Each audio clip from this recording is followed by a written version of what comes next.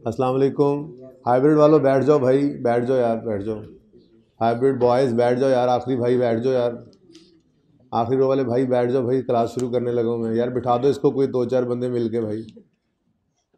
जी lecture 85 start करते हैं जी, कैफ 1 का। अमीन इंडस्ट्रीज़ में कोई मसला आया हो, क्या वो करवाना चाहिए? अच्छा जी, फिर भी एक नज़र देखते हैं। कैपिटल अकाउंट इकट्ठा बना था, आपने भी इकट्ठा ही बनाना था। इसका मतलब घर से आने वाला कैश भी इधर ही आएगा, पैट भी इधर ही आएगा, डिविडेंड ड्राइंग वगैरह भी इधर ही, ठीक है। फिर शॉर्ट टर्म फाइनेंस वर्किंग 1 में क्रेडिटर्स वर्किंग कैपिटल आइटम है। फिक्स एसेट बुक वैल्यू पे गिवन थे, हालांकि नीचे कंडप्शन गिवन थी, लेकिन वो मुश्किल सी वर्किंग करके दोनों को अलग अलग करना था, कोई ज़रूरत नहीं थी, ठीक है, बुक वैल्यू पे बनाए। इन्वेस्टमेंट्स थी करंट एसेट्स में, तो ये शॉर्ट टर्म है, ये वर्किंग 1 में आ गई थी। Stock and trade working capital item, trade debts net किए हुए थे, यही वाले उठाकर वर्किंग कैपिटल आइटम बैंक नज़र आ रहा था, बाकी ये नीचे टोटल थे, ये कुछ भी नहीं था, ये करंट एसेट्स का टोटल था और ये फिर बैलेंस शीट का ये एसेट साइड का टोटल था, ठीक है ना। अच्छा जी, और अब इस बैलेंस शीट में तो कोई ऐसी चीज़ नज़र नहीं आई कि जो काबिल ज़िक्र हो, ऐसा ही है। अच्छा, उसके बाद जी profit during the year given था, टैक्स नहीं गिवन, तो यही पीबीटी यही पैट, इसी से ही आपने स्टार्ट करनी थी कैश फ्लो। फिर drawings during the year given थी, कैपिटल अकाउंट में डेबिट साइड पे नज़र आनी थी और आपकी ऑपरेटिंग एक्टिविटीज़ के नीचे जाके लेस भी करनी थी। फिर अक्यूमुलेटेड ऑप्शन ओपनिंग और क्लोजिंग, अच्छा इनको अलग करके अगर रखा है आपने तो फिर एसेट को ग्रॉस अप करके एसेट की कॉस्ट रखनी पड़नी थी और इसको अलग से, तो मेरे ख्याल में आपने इसको भी इग्नोर कर दिया उन्हें और एसेट अकाउंट ही बुक वैल्यू पे बना लिया उन्हें।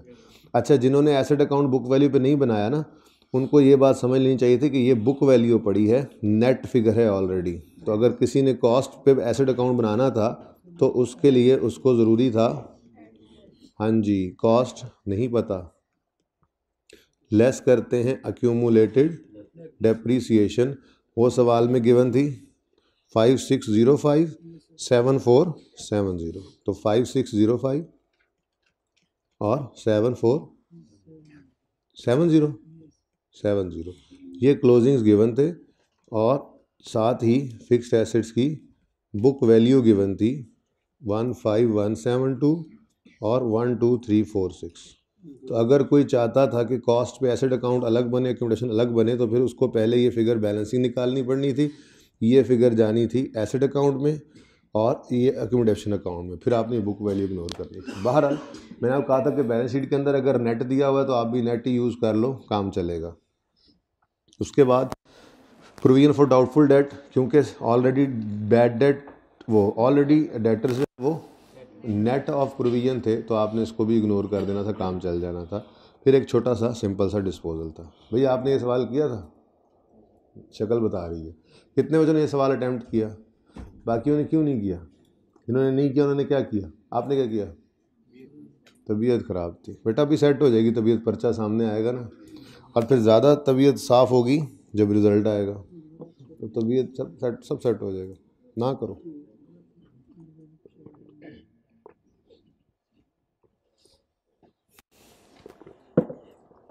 चले, बहरहाल ये सवाल अगर करवाने की ज़रूरत है तो बताएं। उसके बाद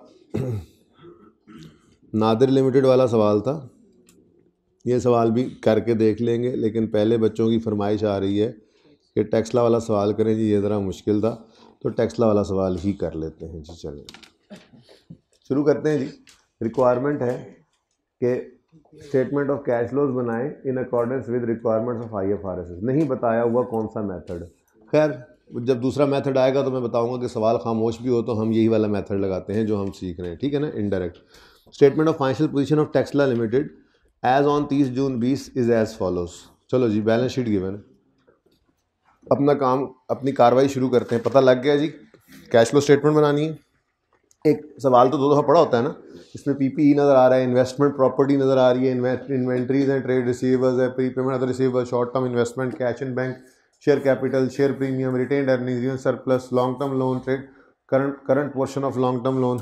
ये भी एक छोटी सी टेक्निकलिटी थी, लेकिन बहुत आसान बात है, कैश फ्लो के सवालों में अक्सर ये इसी तरह से आ रही होती है, ठीक है। एक लॉन्ग टर्म लोन्स आ रहे हैं और एक ये current portion of long term loans आ रहे हैं। बेसिकली ये एक ही लोन है। आपको याद है करंट नॉन करंट के अंदर आपने बोरिंग कॉस्ट सिखाया था, बाइफरकेशन करते थे, वो एक ही लोन होता था, उसी को तोड़ के लिखते थे।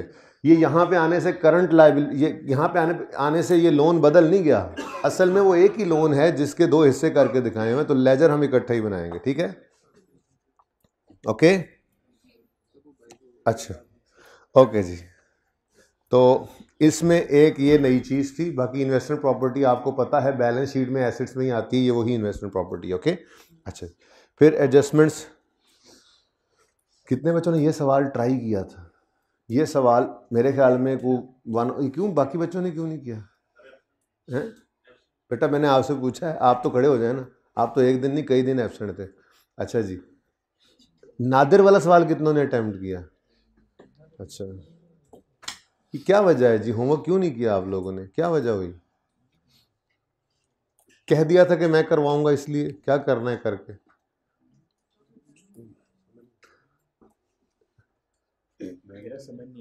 ये समझ नहीं आ रही थी, कुछ एडजस्टमेंट्स की तो सवाल ही नहीं किया। पर्चे में भी ऐसे ही करना, ठीक है ना, समझ तो नहीं आएगी पर्चे में भी आपको इसी तरह से, क्योंकि जब आपने यहाँ पे समझने की कोशिश नहीं की तो वहाँ पे भी ऐसे ही होगा। तो पर्चे के अंदर तो अनसीन सवाल ही आता है ना, अब वहाँ पर भी समझ नहीं आएगी तो छोड़ के आ जाना बेटा, ठीक है। यही एटीट्यूड रखना आप लोगों ने, ठीक है ना, अगर आपने इसी दफ़ा फेल होना है तो, बाकी आपकी मर्जी है। चलें जी, मेरा काम है करवाना, मैं करवा दूंगा ये पर्चे के अंदर, तो फिर मैंने ना साथ आना कोई नहीं है, आप लोगों को समझ नहीं आएगी छोड़ आइएगा। एक इक्विपमेंट बेटा दुआओं के साथ दवा भी करनी पड़ती है, ठीक है ना, वो आप लोग नहीं करेंगे तो सिर्फ दुआओं से काम नहीं होगा। अल्लाह के नबी सल्लल्लाहु अलैहि वसल्लम ने एक साबित अल्लाह को फरमाया कि मेरी दुआओं का साथ अपने सजदों से देना, बाकी आप लोग समझदार हैं। इक्विपमेंट ख़रीदा है जी, इशू शेयर करके, रीवैल्यूएशन हुई है, थोड़ा लॉस वाली वर्किंग भी थी, एक एसेट बिका है, कुछ उसके पैसे आउटस्टैंडिंग है, ये एक टेक्निकल एडजस्टमेंट थी। वैसे तो ये सवाल सारा ही टेक्निकल है, इतना टेक्निकल सवाल कोई भी नहीं था, मैंने इसीलिए कहा था कि ट्राई करके आना, करवाना तो मैंने था ही। डेप्रीसिएशन गिवन है, इन्वेस्टमेंट प्रॉपर्टी ख़रीदी है, एडिशन दे रहे हैं और डेप्रीसिएशन करेंगे क्योंकि कॉस्ट मॉडल पे हैं। फाइनेंशियल चार्जेस पड़े हैं और पड़े भी ट्रेड अदर पेबल्स में निकालेंगे। शॉर्ट टर्म इन्वेस्टमेंट्स में कुछ रेडीली कन्वर्टेबल हैं और कुछ नहीं है। ये टेस्ट, ये एडजस्टमेंट सिर्फ इसी सवाल में आई है ना, इससे पहले कभी आई ना इसके बाद, लेकिन आसान सी बात है। चलें, एडजस्टमेंट्स को 1 बाय 1 पढ़ेंगे तो सही, लेकिन थोड़ा आइडिया हो गया कि यहाँ पर देखें financial charges trade and other payables में इंक्लूडेड हैं, इसका मतलब वर्किंग कैपिटल में इनको लेकर नहीं जाएंगे डायरेक्ट। तो ट्रेड अदर पेबल्स के साथ एडजस्टमेंट नंबर 6 ये लिख ली हमने सवाल पढ़ते हुए ना। उसके बाद शॉर्ट टर्म इन्वेस्टमेंट्स जो हैं इसके साथ एडजस्टमेंट नंबर 7 पढ़ेंगे। ऐसे ही ना डायरेक्ट इसको वर्किंग में ले जाना, वर्किंग एडजस्टमेंट 7 पढ़ के ले जाना वर्किंग 1 में। बाकी तो सिंपल एडजस्टमेंट्स हैं। हाँ हाँ हाँ हाँ हाँ हाँ, मैंने माना कि ये एक छुपी हुई एडजस्टमेंट ये भी है, नंबर 3।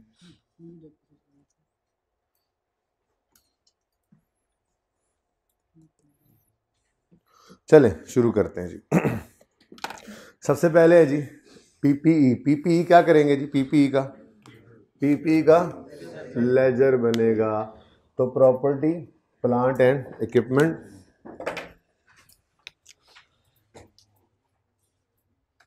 बैठ जाओ भाई, ब्रॉड डाउन बताएं जी 1200, ओके, और carry down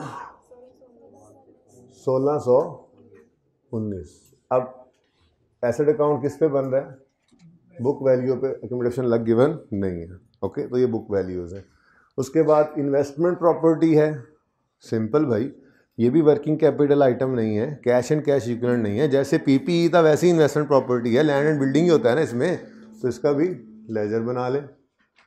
investment property opening बताएं, जरा ध्यान से देख लीजिएगा ऊपर ओपनिंग क्लोजिंग जी। क्लोजिंग 90। नेक्स्ट क्या है जी? 29। अच्छा, next inventories working capital item है, कैश एंड कैश इक्विवेलेंट में नहीं जाएगा, लेजर भी नहीं बनेगा, और कोई एडजस्टमेंट भी इसको हिट नहीं कर रही थी, तो ये तो सिंपल नंबर ही नंबर है। तो 180 से 205, 180 से 200 इन्वेंट्रीज एसेट है लायबिलिटी? एसेट हैं, बढ़ रहे हैं कि कम हो रहे हैं? एसेट बढ़े तो दूसरा इम्पैक्ट, कौन सा इम्पैक्ट डालेंगे? अब मैं लिख नहीं रहा, आज कैश को लिखना छोड़ रहा हूँ, ठीक है? घर पे लिखते रहे होंगे अगर, तो पास होने वाले बच्चे जिन्होंने सवाल अटैम्प्ट किया है तो कोई बात नहीं, अब ऐसे बोला करेंगे, और जब अभी तक याद नहीं हुआ तो आगे लिख लिया करें कैश क्रेडिट, ठीक है जी? बोले 25, ठीक है जी। नेक्स्ट, ट्रेड रिसीवेबल्स, कोई एडजस्टमेंट नीचे हिट कर रही थी ट्रेड रिसीवेबल्स को? कोई एडजस्टमेंट हिट कर रही थी? अदर रिसीवेबल्स में एक गड़बड़ थी, ट्रेड रिसीवेबल्स भी डायरेक्ट चले जाएंगे। तो ट्रेड, अच्छा कोई बाद में निकल भी आती है ना एडजस्टमेंट, तो कोई मसला नहीं, जाके उस फिगर को काट देंगे और दोबारा सही करके लिख लेंगे। वो ये थोड़ा ही है कि उसको यहाँ से कट करने से नंबर कट जाएंगे, कोई नंबर नहीं कटते, ठीक है?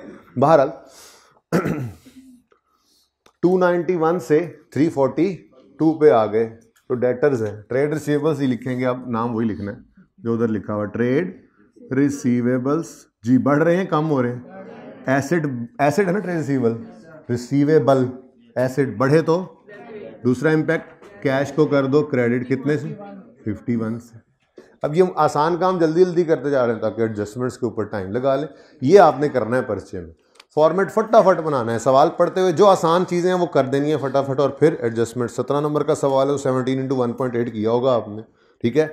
अब वो मिसाल के तौर पे इसके लेट से, वैसे तो ज़्यादा बनते हैं, लेट से 35 मिनट बनते हैं, ठीक है? थोड़ा ज़्यादा बनता है टाइम, थोड़ा कम बनता है, 30 मिनट, आधा घंटा बनता है, ठीक है? तो 2 मिनट में फॉर्मेट बन जाना चाहिए। फिर अगले 2 से 3 मिनट में ये लेजर्स ओपन करके ओपनिंग क्लोजिंग लिख लें और आसान नंबर ले लें। उसके बाद खुला टाइम है एडजस्टमेंट्स के लिए। आसान एडजस्टमेंट फिर भी जल्दी करें, पहले करें, और मुश्किल पे फिर बाद में टाइम दें, ओके जी। Prepayments and other receivables, ये डायरेक्ट नहीं जा सकते जी। Prepayments and other receivables को एक एडजस्टमेंट ने हिट किया, इसलिए हम उसको पहले ले आएंगे वर्किंग में, ओके? सवाल में जैसे ओपनिंग क्लोजिंग वैसे ही लिख लेते हैं हम जी। 14 और 20 as per question, opening 20, closing 14, done हो गया? यहां से तो उठाओ ना, फिर देखेंगे। शॉर्ट टर्म इन्वेस्टमेंट्स, अच्छा शॉर्ट टर्म इन्वेस्टमेंट्स जो है ना, वैसे उन्होंने आना कहाँ पे है? शॉर्ट टर्म इन्वेस्टमेंट ने कैश एंड कैश इक्विवेलेंट में आना है, ठीक है जी, ओके? लेकिन इसकी एडजस्टमेंट जब जाके पढ़ूंगा तो कुछ यहाँ पर भी आएंगी, ओके? अब वो क्या है वो वहीं पर ही देख लेंगे, फिलहाल एडजस्टमेंट की बारी आने में, एडजस्टमेंट तो सारी पढ़नी है ना हमने, इसलिए मैंने इस फिगर को यहाँ से नहीं उठाया, ओके? पता नहीं क्यों नहीं उठाया, ये फिगर यहाँ से नहीं उठाई मैंने, इसको ज़रा ध्यान रख लिया, कहते हैं चलो पढ़ ही लेते हैं, ये साथ ही पढ़ लें ताकि फिगर यहाँ से उठ जाए। मैंने आपसे कहा था कैश एंड कैश इक्विवेलेंट में हमने लेना है क्या? वो चीज़ें जो कैश हैं या कैश जैसी हैं बिल्कुल। तो मैंने आपको कहा था ऐसी इन्वेस्टमेंट्स, शॉर्ट टर्म इन्वेस्टमेंट को मैंने क्यों कैश एंड कैश इक्विवेलेंट में क्यों डाला था? मैंने कहा था ये ऐसी इन्वेस्टमेंट्स हैं जो रेडिली कन्वर्टेबल इनटू कैश होती हैं। आपको बिजली का बिल पे करना पड़ा, आ गया 2 दिन में पे करना है, आपके पास वो इन्वेस्टमेंट इस तरह की इन्वेस्टमेंट है कि आप जाके उसी को फौरन कैश में कन्वर्ट करा के बिल पे कर सकते हो। इसको कहते हैं रेडिली कन्वर्टेबल इनटू कैश। जैसे प्राइस बॉन्ड्स वगैरह होते हैं, ठीक है, या जैसे किसी कंपनी के शेयर्स पड़े हैं आपके पास, ठीक है? ऐसी इन्वेस्टमेंट जो, या बैंक में पैसे रखवाए हुए हैं लेकिन डिपॉजिट करवाए हैं, इन्वेस्ट कराए हैं, लेकिन ऑन डिमांड निकाल भी सकते हैं आप, तो ऐसी इन्वेस्टमेंट्स जो रेडिली कन्वर्टेबल इनटू कैश होती हैं वो कैश एंड कैश इक्विवेलेंट है।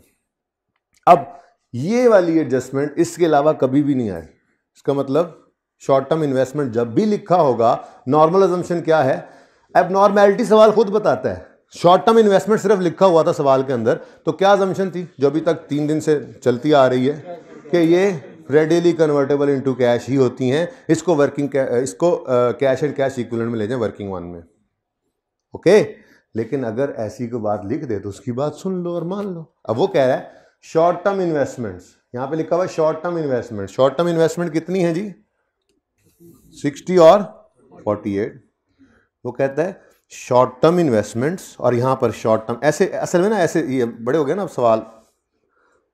संडे ना आता तो शायद ये सवाल मैं ना देता, ये मुश्किल सवाल था, लेकिन कोई नहीं, जिन्होंने किया उनको फ़ायदा हो गया, मैंने तो आज करवा ही दिया। ठीक है, मैं शायद एक आधा दिन और को और सवाल बीच में, आसान सवाल अभी बहुत सारे रिसेंट भी पढ़े। ठीक है ना, ये थोड़ा मुश्किल सवाल था तो एक आधा दिन और निकाल के फिर ये देता, लेकिन संडे आ गया, मैंने कहा चलो पास होने वाले बच्चे एफर्ट करके आएंगे, तो करके भी आए पास होने वाले। यहाँ पे क्या लिखा हुआ है जी, शॉर्ट टर्म इन्वेस्टमेंट, ये लफ्ज लिखा हुआ है। इसके बारे में एडजस्टमेंट है ना, तो नीचे उसी तरह से लिख रहा है शॉर्ट टर्म इन्वेस्टमेंट, ये देखो ये अब आपके सामने शॉर्ट टर्म इन्वेस्टमेंट्स ये है। अब कह रहा है पॉइंट 7 में short term investment amounting to 35 are readily convertible to cash, और 2019 में यही 20 थी। आगे ना पढ़ो। शॉर्ट टर्म इन्वेस्टमेंट्स कितनी दे रहा है, 60 और 48, और एडजस्टमेंट क्या कह रहा है कि 35 क्लोजिंग में और 20 ओपनिंग में, ये रेडिली कन्वर्टेबल इनटू कैश है। इसका मतलब बाकी फिर जाहिर सी बात है, शॉर्ट टर्म इन्वेस्टमेंट ओपनिंग 48 है, वो कह रहा है कि 20 की रेडिली कन्वर्टेबल इनटू कैश है, तो बाकी 28 की रेडिली कन्वर्टेबल इनटू कैश नहीं है, लेकिन है शॉर्ट टर्म ही। बात समझ रहे हो? ठीक है, next closing short term investment 60 है, वो कह रहा है कि 35 की रेडिली कन्वर्टेबल इनटू कैश है, तो फिर बाकी 25 की वो रेडिली कन्वर्टेबल इनटू कैश नहीं है, लेकिन है तो शॉर्ट टर्म ही, क्योंकि लिखा तो शॉर्ट टर्म ही हुआ। ठीक है, अब सिंपल सी बात थी कि इस 60 और 48 के दो हिस्से करने थे। असल में 60 के दो हिस्से, 60 के दो हिस्से, 35 रेडिली कन्वर्टेबल, तो बाकी 25 बैलेंसिंग, ये नॉट रेडिली कन्वर्टेबल। ठीक है, ऐसे ये 48 है जी, 20 रेडिली कन्वर्टेबल और बाकी 28 बनते हैं बैलेंसिंग, ये नॉट रेडिली कन्वर्ट। तो ये काम करना था, सिंपल। ठीक है, अब इसको बस यहां से उठा लो। जो रेडिली कन्वर्टेबल है वो आज तक जहां जाते रहे वहीं जाएंगे। 35 और 20 रेडिली कन्वर्टेबल इधर आ गए, 35 क्लोजिंग में ना और 20 ओपनिंग। ये समझ आ रहा है? ये सिंपल सी बात है। ये वो फिगर है जो आज तक दी होती थी, खामोशी से लिख देते थे, लेकिन आज ज्यादा फिगर देके कह रहा है इसमें से कुछ नहीं है रेडिली कन्वर्ट। ठीक है, तो ये तो आगे इधर, यहाँ पे कोई मसला। अब यहाँ पे मैं वर्किंग एट ऐसे जरा करीब पड़ी थी ना, मैंने ऐसे इधर लिख दी। ठीक है, या इधर लिखनी, इधर छोटा लेजर चाहिए इसके लिए, इसलिए मैं यहाँ पे लिख दिया। अब शॉर्ट टर्म इन्वेस्टमेंट, ठीक है, अब शॉर्ट टर्म इन्वेस्टमेंट्स इनकम का अकाउंट बना लेते हैं। किसका जी? जैसे इनकम एक्सपेंस का बनाते थे, और बोलो इनकम रिसीवेबल, उस तरह का कुछ अकाउंट बन जाएगा, उस तरह कुछ अकाउंट बना लेंगे। ठीक है ना, इसमें इनकम डाल देंगे, इसी में से कैश निकल आएगा। जैसे कोई और इनकम होती थी, कोई और एक्सपेंस होता था, बिल्कुल उस तरह का लेजर बना लेते हैं। ओपनिंग क्लोजिंग रिसीवेबल जिस तरह से होता है, ठीक है ना, तो ये शॉर्ट टर्म इन्वेस्टमेंट भी इसी तरह से यहाँ पर डाल देते हैं हम। ओपनिंग टोटल गिवन है, ओपनिंग टोटल गिवन है 48, इसमें से कितना आपने उधर लिख दिया है 20, तो बाकी 28। ऐसे एग्जामिनर को शो भी कर दिया आपने वर्किंग। क्लोजिंग गिवन है कितना 60, कितना आपने वहां शो कर दिया, तो बाकी का ये एग्जामिनर को आपने शो कर दी वर्किंग के जी, ये opening closing short term investment readily convertible into cash नहीं है, इसलिए वर्किंग 1 में नहीं ले गए। लेकिन ये वर्किंग कैपिटल आइटम भी नहीं है।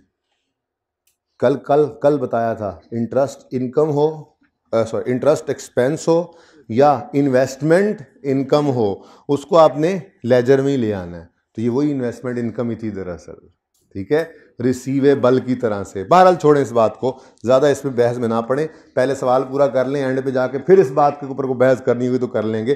फिलहाल तो सिर्फ इतनी सी बात समझ आई, ये तो नंबर आते ही आते थे, सीधे निकल आए। शॉर्ट टर्म इन्वेस्टमेंट जो रेडिली कन्वर्टेबल है वर्किंग 1 में ले आया, जो नहीं है उनका लेजर ओपन कर लिया।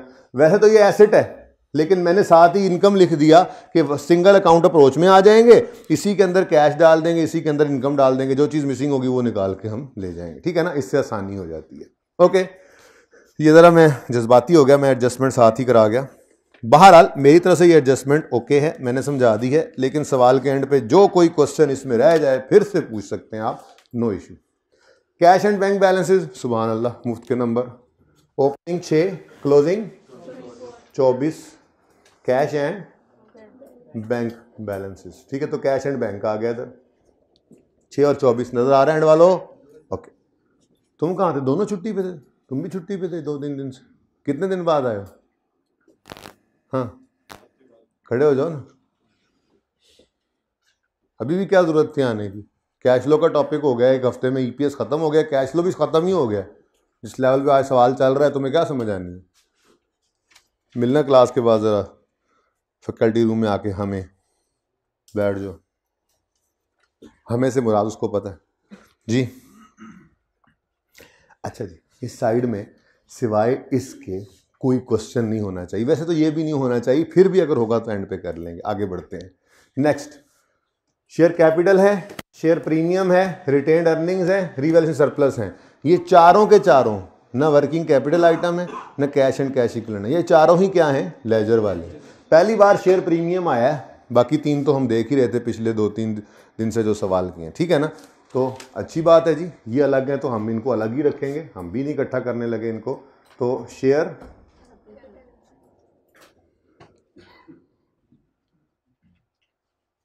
जगह जरा बन गई है। शेयर कैपिटल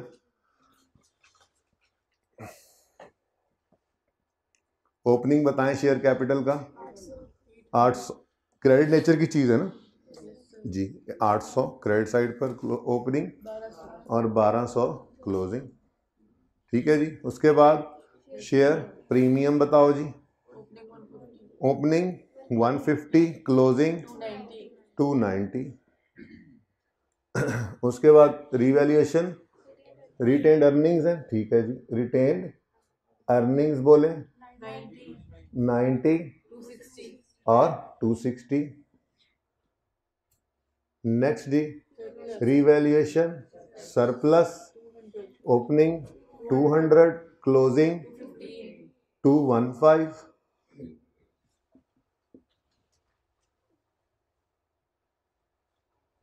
ठीक है जी, लो इतना सा तो काम है। Next, long term loans. Trade under payables में भी एडजस्टमेंट है जी। फिर लॉन्ग टर्म लोन को परली साइड पे ले जाते हैं, समझाना भी तो है, ठीक है। अच्छा, ट्रेड अंडर पेबल्स में चूंकि एडजस्टमेंट हिट हो रही है, मैं लॉन्ग टर्म लोन पे लगाता हूँ, ठीक है ना। ट्रेड अंडर पेबल्स की चूंकि एडजस्टमेंट हिट, यहाँ पर इसको सही करेंगे। ये बीमार है, इसकी बीमारी निकाल के सही वाली फिगर को वर्किंग कैपिटल में लेके जाएंगे। ऐसे ही ट्रेड एंड अदर पेबल्स भी बीमार है। ट्रेड एंड अदर पेबल्स वही बिल्कुल उस तरह से। ये तो बिल्कुल एडजस्टमेंट, आपको कहा था कि जो क्वालिटी एंटरप्राइजेज में दोनों एडजस्टमेंट्स हैं, ये तकरीबन हर सवाल में ही होती हैं। ये वाला काम तकरीबन हर सवाल में अब करना पड़ता है। रिसेंट आई के बड़ी फेवरेट एडजस्टमेंट है। तो देख लो, सेम वही एडजस्टमेंट। इंटरेस्ट पेबल है, लेकिन ट्रेड एंड अदर पेबल्स में पड़ा है। हमने फैसला किया होता है इंटरेस्ट पेबल का लेजर बनाते हैं, इसलिए इसको वर्किंग कैपिटल में नहीं जाना चाहिए। तो यहाँ पे फिगर वही काम किया बिल्कुल, ठीक है। तो जिन्होंने घर पे सवाल किया, ये सारी बातें उनसे हो रही हैं। ये किया, वो किया, पास हुए पहली बार में, ये सारी बातें उनके लिए जी। एज पर क्वेश्चन बताएंगे। 144 क्लोजिंग और 120 ओपनिंग, ठीक है जी। सही करके फिगर ले जाएंगे। अब लॉन्ग टर्म लोन्स रह गए। तो याद माजी अजाब है, आप इस बात पे कारबंद हैं और कहते क्या हैं, बस छीन ले या अल्लाह मुझसे आप। नहीं बच्चों, इस मामले में याद माजी अजाब नहीं है।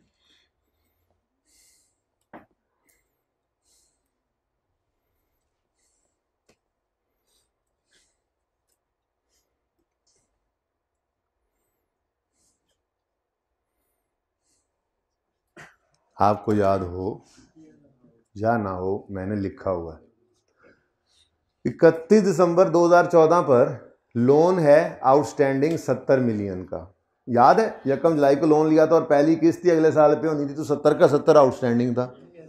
अब ये लायबिलिटी को हमने कहा था बैलेंस शीट में 70 ही ना शो करना। इस 70 में से 10 अगले 1 साल में पे हो जाना है और बाकी 60 1 साल के भी बाद। तो ये 10 करंट है और 60 नॉन करंट, लेकिन इन टोटल ये 70 का 70 ही लोन है।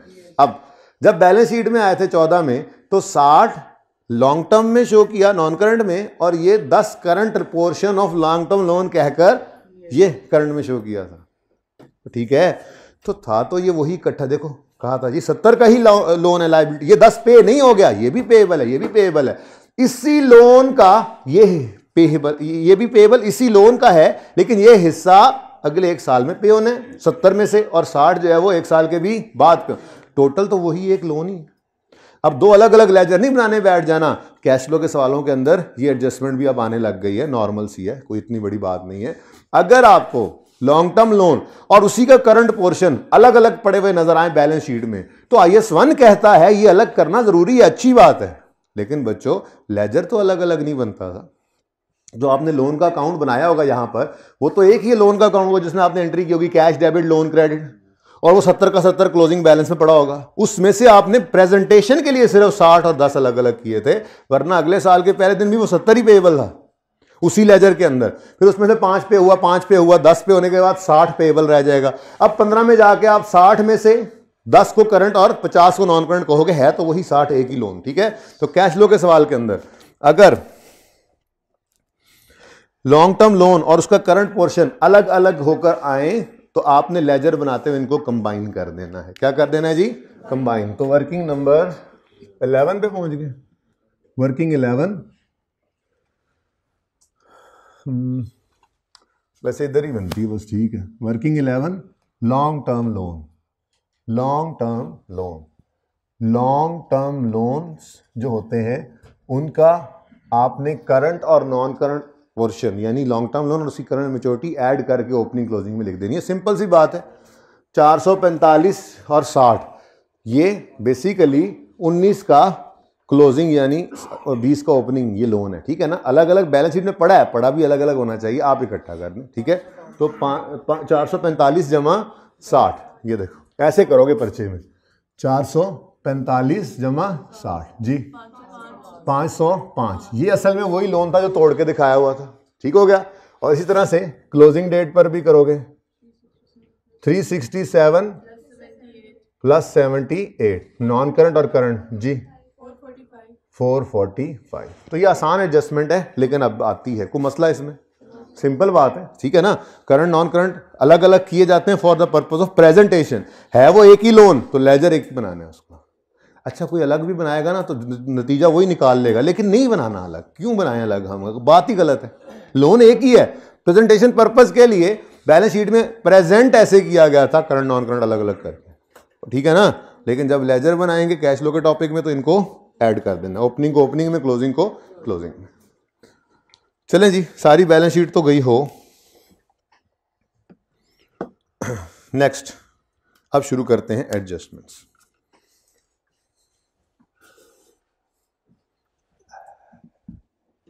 स्कून वाला काम शुरू हो गया ना जी।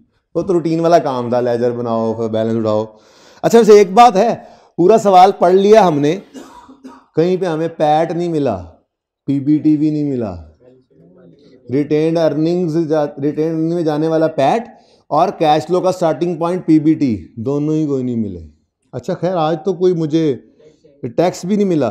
चलो, तो प्रॉफिट तो नहीं ना मिला, अगर टैक्स ना हो तो PBT is equal to PAT माना, लेकिन वो ही नहीं है। चलो अल्लाह मालिक, कोई नहीं, ऐसी कोई चीज़ हो तो कोई नहीं, इंतजार करें, इंशाल्लाह निकल आएगी। ठीक है, एडजस्टमेंट नंबर 1 जी बच्चों, ये एडजस्टमेंट की एंट्री गलत सलत जैसी भी है अपने पास लिख लें।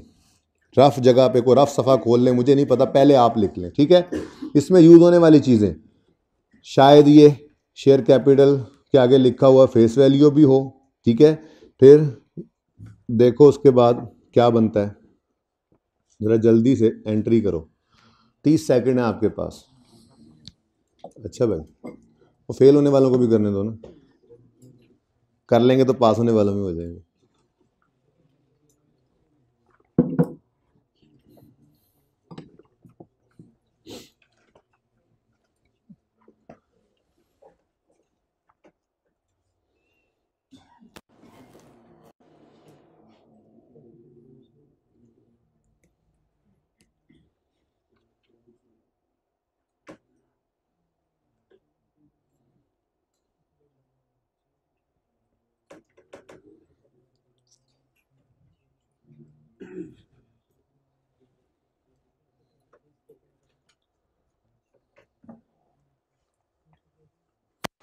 जी बच्चों, equipment having fair value of 240 was acquired मतलब परचेज। हमने इक्विपमेंट खरीदा है, जाहिर सी बात है जब कोई चीज़ खरीदते हैं तो उसकी फेयर वैल्यू पे उसे खरीदते हैं। बाजार से जो चीज़ खरीदने जाओगे तो वो जिस कीमत पे मिलेगी वो उसकी फेयर वैल्यू होती है उस दिन, और उसी को हम कॉस्ट कहते हैं। फिर पैसे देकर आते हैं, वो फेयर वैल्यू पे करते हैं और हम कहते हैं लो जी ये हमारी कॉस्ट है, initial measurement at cost, asset debit cash credit वाली जो बात करते हैं, ठीक है ना। तो ये कोई इतनी अनहोनी बात नहीं है। इक्विपमेंट खरीदा है तो फेयर वैल्यू पे, तो फेयर वैल्यू पे ही खरीदा जाता है। और इक्विपमेंट खरीदने की entry equipment debit cash credit, थोड़ी देर के लिए, ठीक, आगे नहीं पढ़ा मैंने, ठीक है। सिर्फ इतनी सी बात कि equipment was acquired at fair value of 240। इसका मतलब इक्विपमेंट को पीपीई कह दूं, क्योंकि इन्होंने पीपीई रखा हुआ है ना, उसी लेजर में डालेंगे एडिशन भी, ठीक है। एडिशन डिस्पोजल सारे एक ही अकाउंट में, क्योंकि बैलेंस शीट के फेस पे एक अकाउंट आ रहा है ना, तो हम क्यों फिर नया ओपन कर लें अलग से, ठीक है। पीपीई ही कह रहा हूँ। तो इक्विपमेंट खरीदा, इक्विपमेंट डेबिट पीपीई, वो ये इक्विपमेंट ही, आप परेशान ना हो। और डेबिट किससे होता है? 240 से। ये पक्की बात है भाई, जो भी एसेट खरीदने जाते हो उसने डेबिट फेयर वैल्यू पे होना होता है, और हम इस तरह से कह देते थे जी कैश क्रेडिट, ऐसा ही है। लेकिन आज क्या हुआ है, आज हमने ये एसेट इक्विपमेंट जो खरीदा है इसको खरीदकर पैसे नहीं पे किए, कैश नहीं पे किया, बल्कि अपने शेयर्स इशू कर दिए। Equipment having fair value of 240 was acquired by issuing 2 million share. Issuance of share capital याद है? तो जब शेयर इशू होते हैं तो शेयर कैपिटल बढ़ता है, ठीक है, शेयर कैपिटल क्रेडिट होता है। लेकिन शेयर कैपिटल तो फेस वैल्यू से ही क्रेडिट हो सकता है, ठीक है ना। अब जाहिर सी बात है कोई कीमत तो ऐसे नहीं होता कि हम फेस वैल्यू पर ही शेयर्स दे दें, ठीक है। देखो ना, मिसाल के तौर पे ये पेन इस भाई ने मुझे दिया, मैंने से पेन खरीदा, ठीक है। अब मैंने से कहा भाई मेरे पास कैश नहीं है, ठीक है। ये पेन, इसने कहा जी ये पेन 5000 का है। मैंने कहा यार मेरे पास कैश नहीं है, ठीक है, और आप ना मेरी कंपनी के शेयर्स ले लो। अब मैं 5000 रुपये निकालना चाहूँगा तो लेट से मेरी कंपनी के शेयर की मार्केट वैल्यू 5000 शेयर्स नहीं, 5000 रुपये के बराबर शेयर्स देने हैं मेरे। लेट से मेरी कंपनी की मार्केट शेयर्स की मार्केट वैल्यू जो है वो 25 रुपये है, तो मैं 25 से 5000 को डिवाइड करूँगा, बताओ कितना आता है। मैं कहूँगा भाई ये 200 शेयर्स पकड़ो, इनकी कीमत भी आज 5000 रुपये के बराबर है। ऐसे ही होता है। तो ये थोड़ा ही है कि आपने 240 मिलियन शेयर्स जो हैं वो 240 मिलियन रुपए की चीज़ खरीदनी है तो 240 शेयर्स ही दे रहे होंगे, ठीक है। आप तो उस दिन क्या करेंगे, फेयर वैल्यू लगवाएंगे। बड़ी सादा सी एग्जांपल मैंने दी, 5000 का मैंने इससे पेन लिया, इसको कहा मैंने कि यार कैश नहीं है मेरे पास, मेरे ही शेयर्स ले लो। इसने कहा ठीक है। अब मैं आज देखूंगा कि मेरे शेयर्स, देखो एसेट की भी फेयर वैल्यू मैंने ली है तो शेयर्स की भी फेयर वैल्यू आनी चाहिए ना। तो मैं कहूँगा, मैं ये नहीं कहूँगा कि 10, ये नहीं करना जी शेयर की फेस वैल्यू तो 10 है, तो चलो जी 5000 डिवाइडेड बाय 10 कितना बनता है, ये लो 500 शेयर्स। ऐसे नहीं कर देना, वो तो याशियाँ करेगा तो छलांग लगाता हुआ जाएगा, ठीक है। 500 का शेयर लेके मार्केट 25 का बेच देगा, वही चीज़ जो इसने 5000 की बेची थी वो पता नहीं कितनी महंगी, फिर पैसे उसको रियलाइज़ हो गया। ऐसा नहीं होता, सिंपल सी बात है। 5000 का इससे पेन खरीदा, इसको अगर मैंने आज इसके बदले कैश के बजाय इस पेन के बदले कैश की बजाय शेयर्स देने हैं, तो मैं अपने शेयर्स की आज की मार्केट वैल्यू देखूंगा और उस हिसाब से शेयर्स इशू करूंगा। 200 शेयर्स दूंगा तो मैं क्या कहूँगा, यार ये 200 शेयर्स तुम्हारे 5000 रुपये के बराबर हैं, ये पकड़ो जाओ बाहर मार्केट में बेच दो, मेरे पास कैश नहीं है। बाहर जाके ये बेच देगा, 5000 रियलाइज कर लेगा। और बात समझे हो?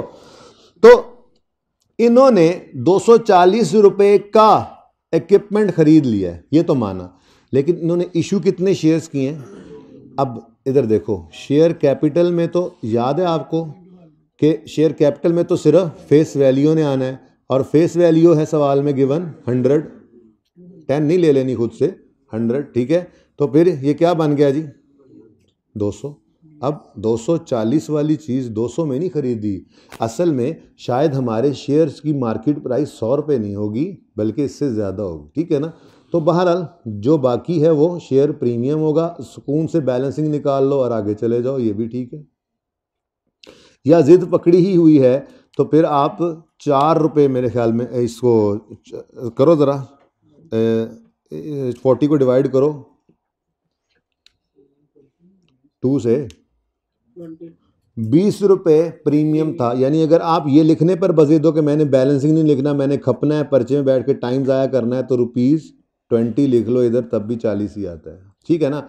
यानी वो इस दिन हमारे मार्केट की वैल्यू, इसकी शेयर की मार्केट वैल्यू 120 रुपये होगी ना, तो हमने कहा होगा अच्छा 240 रुपये देने हैं, 240 मिलियन रुपये, 240 रुपये देने हैं, तो ज़रा देखें तो हमारे शेयर की आज की प्राइस क्या है, तो डिवाइड बाय 120 किया, ठीक है, तो आंसर क्या आया बोलो 2। तो हमने कहा अच्छा जी, ये मिलियन था ना, मिलियन, ठीक है, तो चलो जी 2 मिलियन शेयर इसको दे देते हैं। ये कहानी थी असल में, ठीक है ना। तो बहरहाल सिंपल सी बात है, मैं तो कहूँगा ये करने की बजाय अच्छा जी 240 वाली चीज़ है, 2 मिलियन शेयर इशू किए हैं, 2 मिलियन शेयर तो शेयर कैपिटल में क्रेडिट 2 मिलियन से, ये 200 रुपये से हो गए, तो बाकी फिर शेयर प्रीमियम ही होगा। ये ज़्यादा आसान है।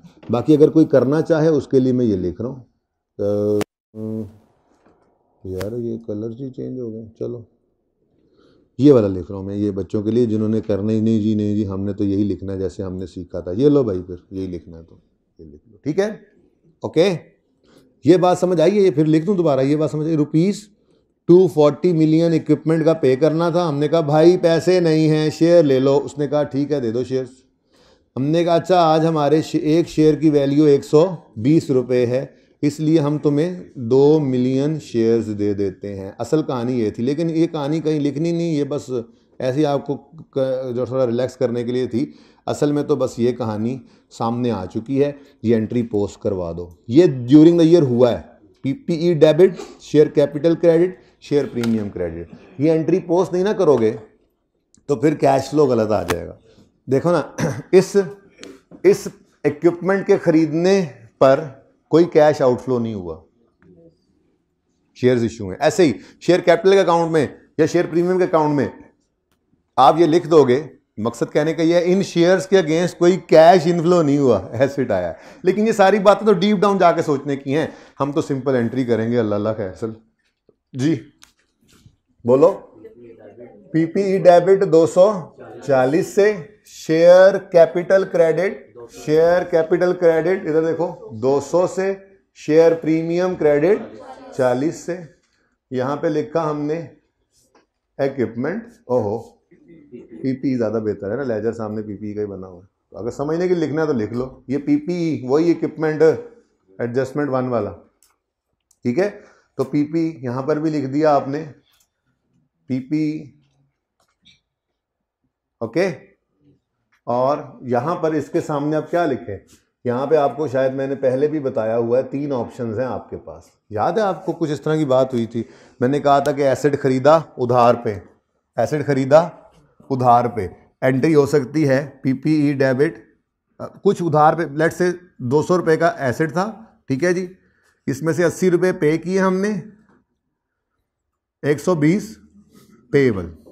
तो मैंने आपको कहा था कि लेजर में, पीपीई के लेजर में लिखने के 3 ऑप्शंस हैं, या तो आप 200 लिखो और उसके साथ लिख दो एडिशन, या आप 200 ही लिखो और उसके साथ लिखो कैश एंड पेएबल। कुछ याद आ रहा है? या आप यूं लिख दो कैश अलग पेएबल अलग, ठीक है ना। तो ये तीनों ऑप्शंस होते हैं। तो मैंने कहा था मुझे तो पसंद ये वाला है। इससे फायदा ये होता है कि क्रेडिट कैश और क्रेडिट पेएबल अलग अलग लिखने की, दिखाने की जरूरत नहीं पड़ती। अब उससे देखो फायदा ये भी हो गया, ये एंट्री भी तो ऐसी ही है, एसेट बढ़ा है और उसके अगेंस्ट 2 अकाउंट्स बढ़े हैं, ठीक है। तो एसेट का बढ़ना एडिशन क्या है, तो इधर जरूरत ही कोई नहीं अलग अलग दिखाने की। चाहो तो एसेट के अकाउंट में लिख सकते हो आप यहां पर share capital and share premium, या चाहो तो शेयर कैपिटल 200, शेयर प्रीमियम 40 अलग अलग भी लिख सकते हो, लेकिन ये तरीका आसान है, सुकून है, ठीक है। ये एंट्री पोस्ट होगी, done. Next, as a result of revaluation, जी पढ़ें, एडजस्टमेंट 2 पढ़ें, घर से करके आते सवाल तो पढ़े ना कहना पड़ता।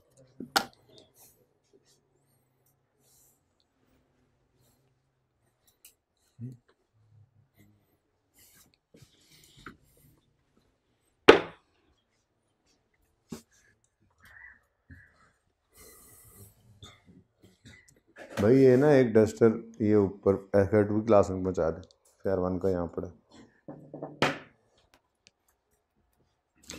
जी बच्चों क्या कहते हैं सवाल में, ये as a result of revaluation carried out on 30 June 2022 PPE was increased by 80 million, यानी रीवैल्यूएशन सरप्लस कितना आया।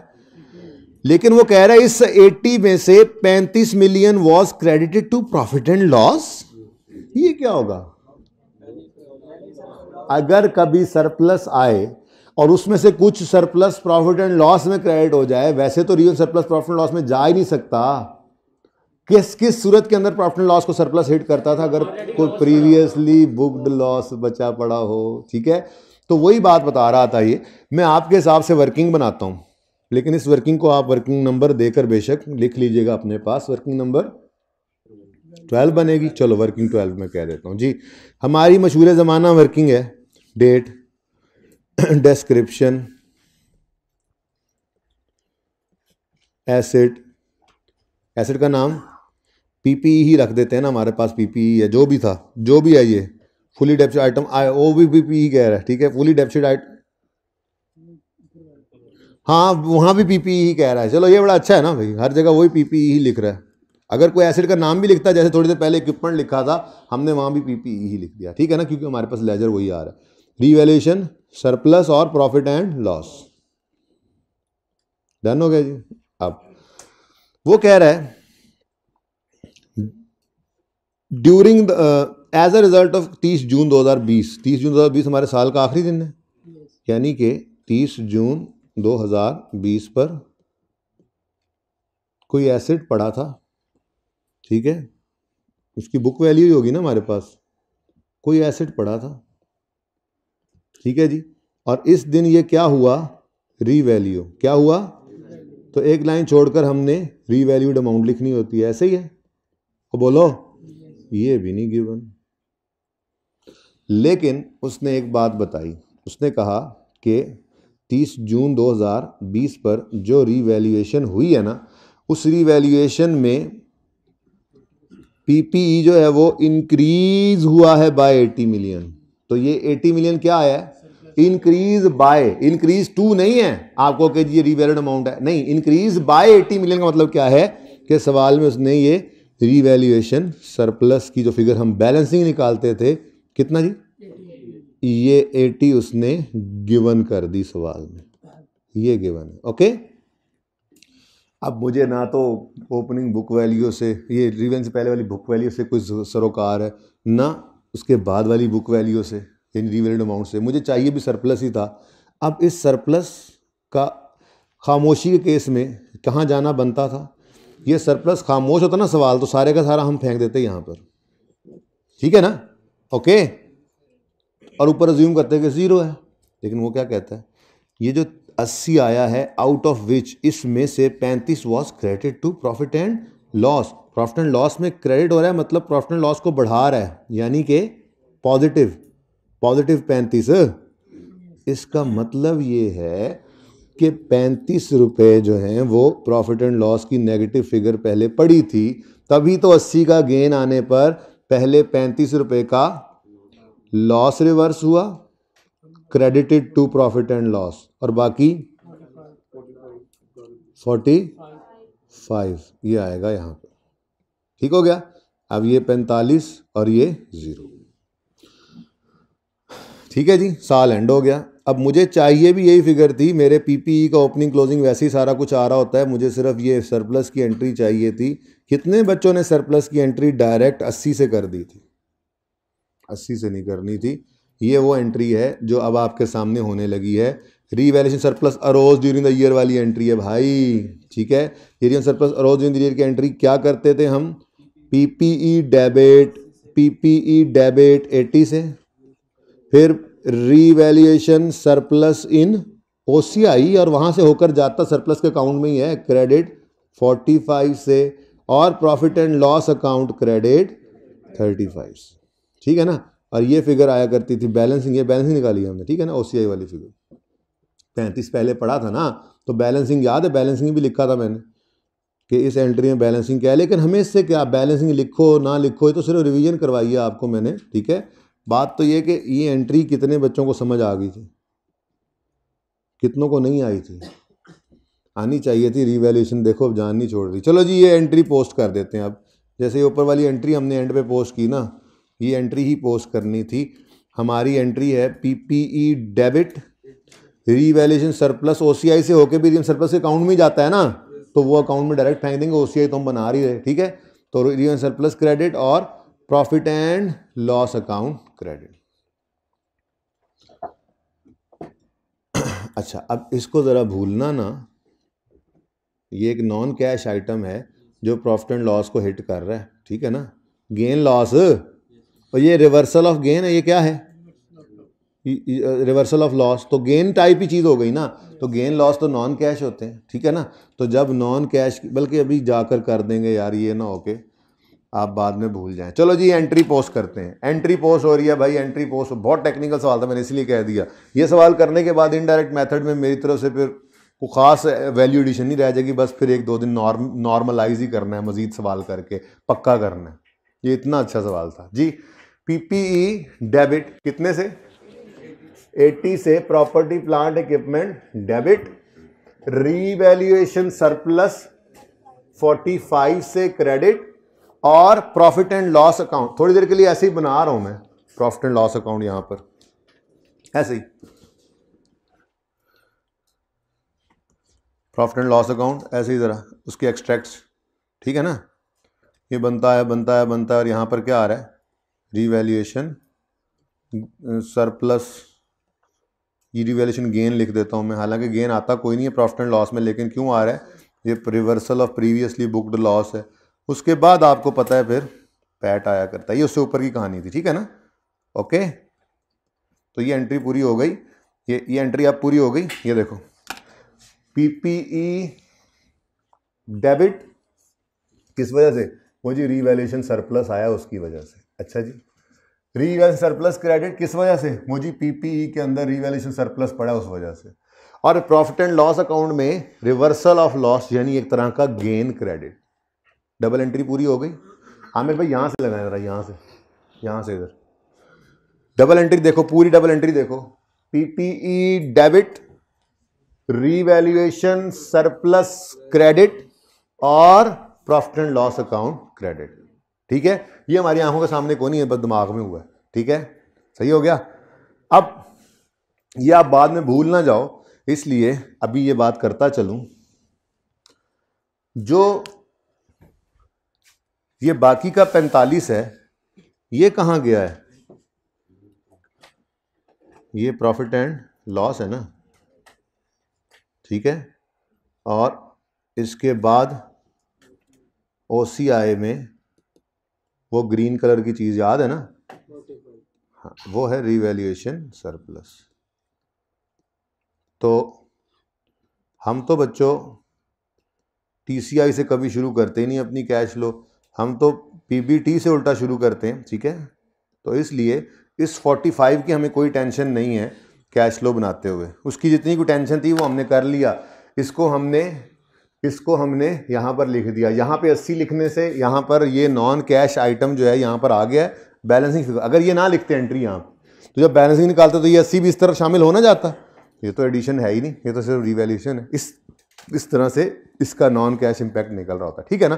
तो पीपीई डेबिट रिवैल्यूएशन सरप्लस इन ओसीआई क्रेडिट यहां से होकर रिवैल्यूएशन सरप्लस के लेजर में आ गया, मतलब वो कॉलम में आया, अब कॉलम को ही हमने लेजर बनाया ना यहाँ पे, ठीक है। और तीसरा impact profit and loss account credit, ठीक है ना। अब इस 45 हमें कोई फिक्र फाका नहीं है, क्योंकि हम तो पैड या पीबीटी से शुरू करते हैं कैश फ्लो बनाना। इसके नीचे जो भी एडलेस हो रहा है वो तो हमारे सामने आया ही नहीं। अब मसला किससे होना चाहिए, हमने जिस पीबीटी से शुरू करना है, मैं कहता हूं मैं यहां पे पीबीटी लिख देता हूं, ठीक है। पीबीटी के बाद चलो समझ आ रही है, पीबीटी आएगा, पीबीटी के बाद लेस टैक्स होगा और फिर पैट आएगा। बहरहाल इस फिगर तक आते आते ये 35 क्या हो चुका है, ऐड। क्या ये 35 नॉन कैश नहीं है? ओह, तो यहां पर हमने लिखा कि reversal of gain, revaluation gain लिख देता हूं मैं। ये भाई मैं रिवर्सल लिख रहा हूं, जरा समझ ना आए तो ये मैं दोबारा ही लिख देता हूं जी, रिवर्सल ऑफ रीवैल्यूएशन गेन। अब इधर देखो, अभी मेरे पास ये फिगर कोई नहीं है, आ जाएगी इंशाल्लाह, लेकिन ये गेन है, गेन। रीवैल्यूएशन गेन, असल में गेन नहीं है, बैक ऑफ द माइंड आपको पता है कि ये प्रीवियसली बुक लॉस का रिवर्सल, लेकिन गेन लिख दो समझने के लिए आसानी होती है, मैंने तब भी यही कहा था, गेन लिख लो ना जरा आसानी होती है। प्रॉफिट की फिगर तक आते आते ये गेन क्या हो चुका है, ऐड हो चुका है, हम क्या कर देंगे लेस, तो ये हो जाएगा रिवर्स। ठीक है, तो लेस 35, लो जी नॉन कैश एडजस्टमेंट हो गई, डन। और सही है, ये बड़ी टेक्निकल बात, इसको लेस ऐसे लिखूं, नजर ना आए शायद, वैसे लेस, ओके, ये लेस किया हमने, डन। चलें आगे, इसको नोट कर लें, करना है तो ये एडजस्टमेंट नंबर 2 है। नोट का मतलब पिक्चर है।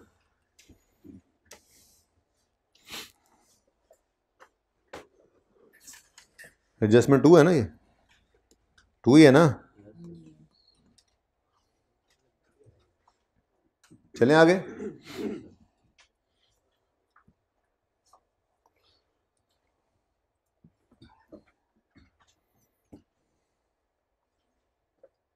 यार तेरा बहुत मोबाइल स्लो है उस्ताद, थक गया बेचारा ना इतना इस्तेमाल किया करो ज़्यादा। During the year fully depreciated item of PPE costing 3 million were sold for 8।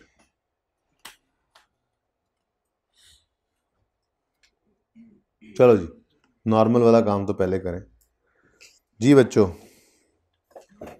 इसकी एडजस्टमेंट करवा दो। एंट्री क्या होती है, जर्नल एंट्री, इसको मैं वर्किंग नंबर 13 कह देता हूँ, अपने पास नोट कर लेना, बोर्ड पे नहीं हो रही है वर्किंग जी बच्चों। अक्यूमुलेटेड डेप्रीसिएशन, अच्छा वैसे तो ये होना ही नहीं चाहिए था, खैर चलो, कैश डेबिट और गेन लॉस क्रेडिट, और फिर PPE, gain loss debit credit हो सकता है और पीपीई क्रेडिट। अच्छा जी, इधर देख लो ज़रा 1 मिनट, अगर कॉस्ट अलग क्रेडिट हो और अक्यूमुलेटेशन डेबिट हो तो फिर भी ठीक है, नहीं अगर ऐसा हो सके तो एसेट अकाउंट में से क्या निकाल दो, बुक वैल्यू, ठीक है ना। लेकिन मैं ये इसलिए लिख रहा हूँ कि मैं ये समझाना चाह रहा था, एक फुल्ली डेप्रीशिएटेड एसेट हो ना जी, तो उसकी कॉस्ट और उसकी बुक वैल्यू अक्यूमुलेशन सेम होती है, उसकी बुक वैल्यू 0 होती है। और समझ रहे हो, यहाँ पे आप 100 लिखो, 200 लिखो, इधर भी 200 लिख दो, यहाँ पे 300 लिखो, कॉस्ट 300 थी तो यहाँ पे भी 300, यहाँ पे 3000 लिख लो तो यहाँ पे भी। फुल्ली डेप्सिट का मतलब ही क्या होता है, जिसकी कॉस्ट पूरी डेप्सिट हो गई है, बुक वैल्यू 0 है, ठीक है ना। ये इतना सिखाया था, पूरा सवाल नहीं करवाया फुल फ्लैज, लेकिन इतनी बात वहाँ पर सिखाई थी। गालिबन दूसरा लेक्चर था, वो कासिम वाला एक सवाल था जिसमें 90 रुपये का एसेट 3 साल में 30 डेप्सिट होकर 0 हो गया था। जब ये समझाया था कौन सी अप्रोच बेहतर है एंट्री करने की, जगा दो इसको, एसी चलाओ यार, सो रहे हैं लड़के, एसी चलाओ। अच्छा, तो उसमें मैंने सिर्फ ये कहा था कि फुली डेप्रिशिएट ऐसे मतलब ये होता है कि 90 रुपये कॉस्ट थी, सारी डेप्रीशिएट हो गई है, मजीद डेप्रीशिएट नहीं हो सकता, यूज चाहे करी जाओ आप, ठीक है ना। तो बहरहाल ये सारी बात का मतलब क्या है, फुल्ली डेप्रीशिएटेड एसेट कौन सा एसेट होता है, फुल्ली डेप्रीशिएटेड एसेट कौन सा एसेट होता है, इधर देखो, इस दोनों बातें लिखी जा सकती हैं, यूं भी कह सकते हैं, जिसकी कॉस्ट बराबर हो उसके एक्यूमुलेटेड डेप्रीसिएशन के, ठीक है, कॉस्ट इक्वल्स एक्यूमुलेटेड डेप्रीसिएशन, या यूं भी कह सकते हैं कि जिसकी बुक वैल्यू 0। ये दोनों बातें एक ही चीज, एक ही मतलब है दोनों का, ठीक है ना। कॉस्ट इक्वल हो जाए एक्यूमुलेशन के या बुक वैल्यू 0 हो जाए, दोनों सूरतों में जवाब तो एक ही आता है ना जी, ठीक है। ये क्या कहलाता है, फुल्ली डेप्रीशिएटेड एसेट, ठीक है। तो जब फुल्ली डेप्रीशिएटेड है तो बुक वैल्यू 0 है। अच्छा, हम एसेट अकाउंट बना रहे हैं ना जी बुक वैल्यू पे, तो ये तो वैसे ही उड़ा दो यहाँ से, इसका तो कोई काम ही नहीं बनता, ठीक है। एसेट अकाउंट में से क्या निकलेगा, जरा दोबारा लिख लूँ थोड़ा ऊपर करके, कैश, फिर गेन लॉस और फिर पीपीई। अच्छा बच्चों, अब मुझे बताओ वो क्या कह रहा है, a fully depreciated item of PPE costing 36, cost करता रहे 36, कॉस्ट करता रहे 36, नहीं सर हमने तो वैसे ही लिखना है भाई, मैंने ना एसेट अकाउंट बुक वैल्यू पे बनाया हुआ है, अगर आपने ऐसे ही लिखना है ना तो भाई एंट्री में लिख लो पीपीई 36 से क्रेडिट और अक्यूमुलेटेड डेप्रिसिएशन 36 से डेबिट, यही मतलब है ना। तो मैं अब डायरेक्ट क्या कर रहा हूँ, बुक वैल्यू ही, लेकिन बुक वैल्यू कितनी है 0, या 0 से क्रेडिट हो, ठीक है ना। वो 36 लिख भी लो तो बात यहीं पे पहुंचनी है, ठीक है। अच्छा, अब ये जी 36 मिलियन की कॉस्ट थी इसकी, वाज सोल्ड फॉर 8 मिलियन। अभी अभी अभी नोट नहीं करना प्लीज, 8 मिलियन का बिक गया। भाई मैंने आपको इतनी बात भी बताई हुई है कि अगर फुली डेप्रिशिएटेड एसेट बिके तो 1 रुपए का भी बिके तो वो भी गेन है।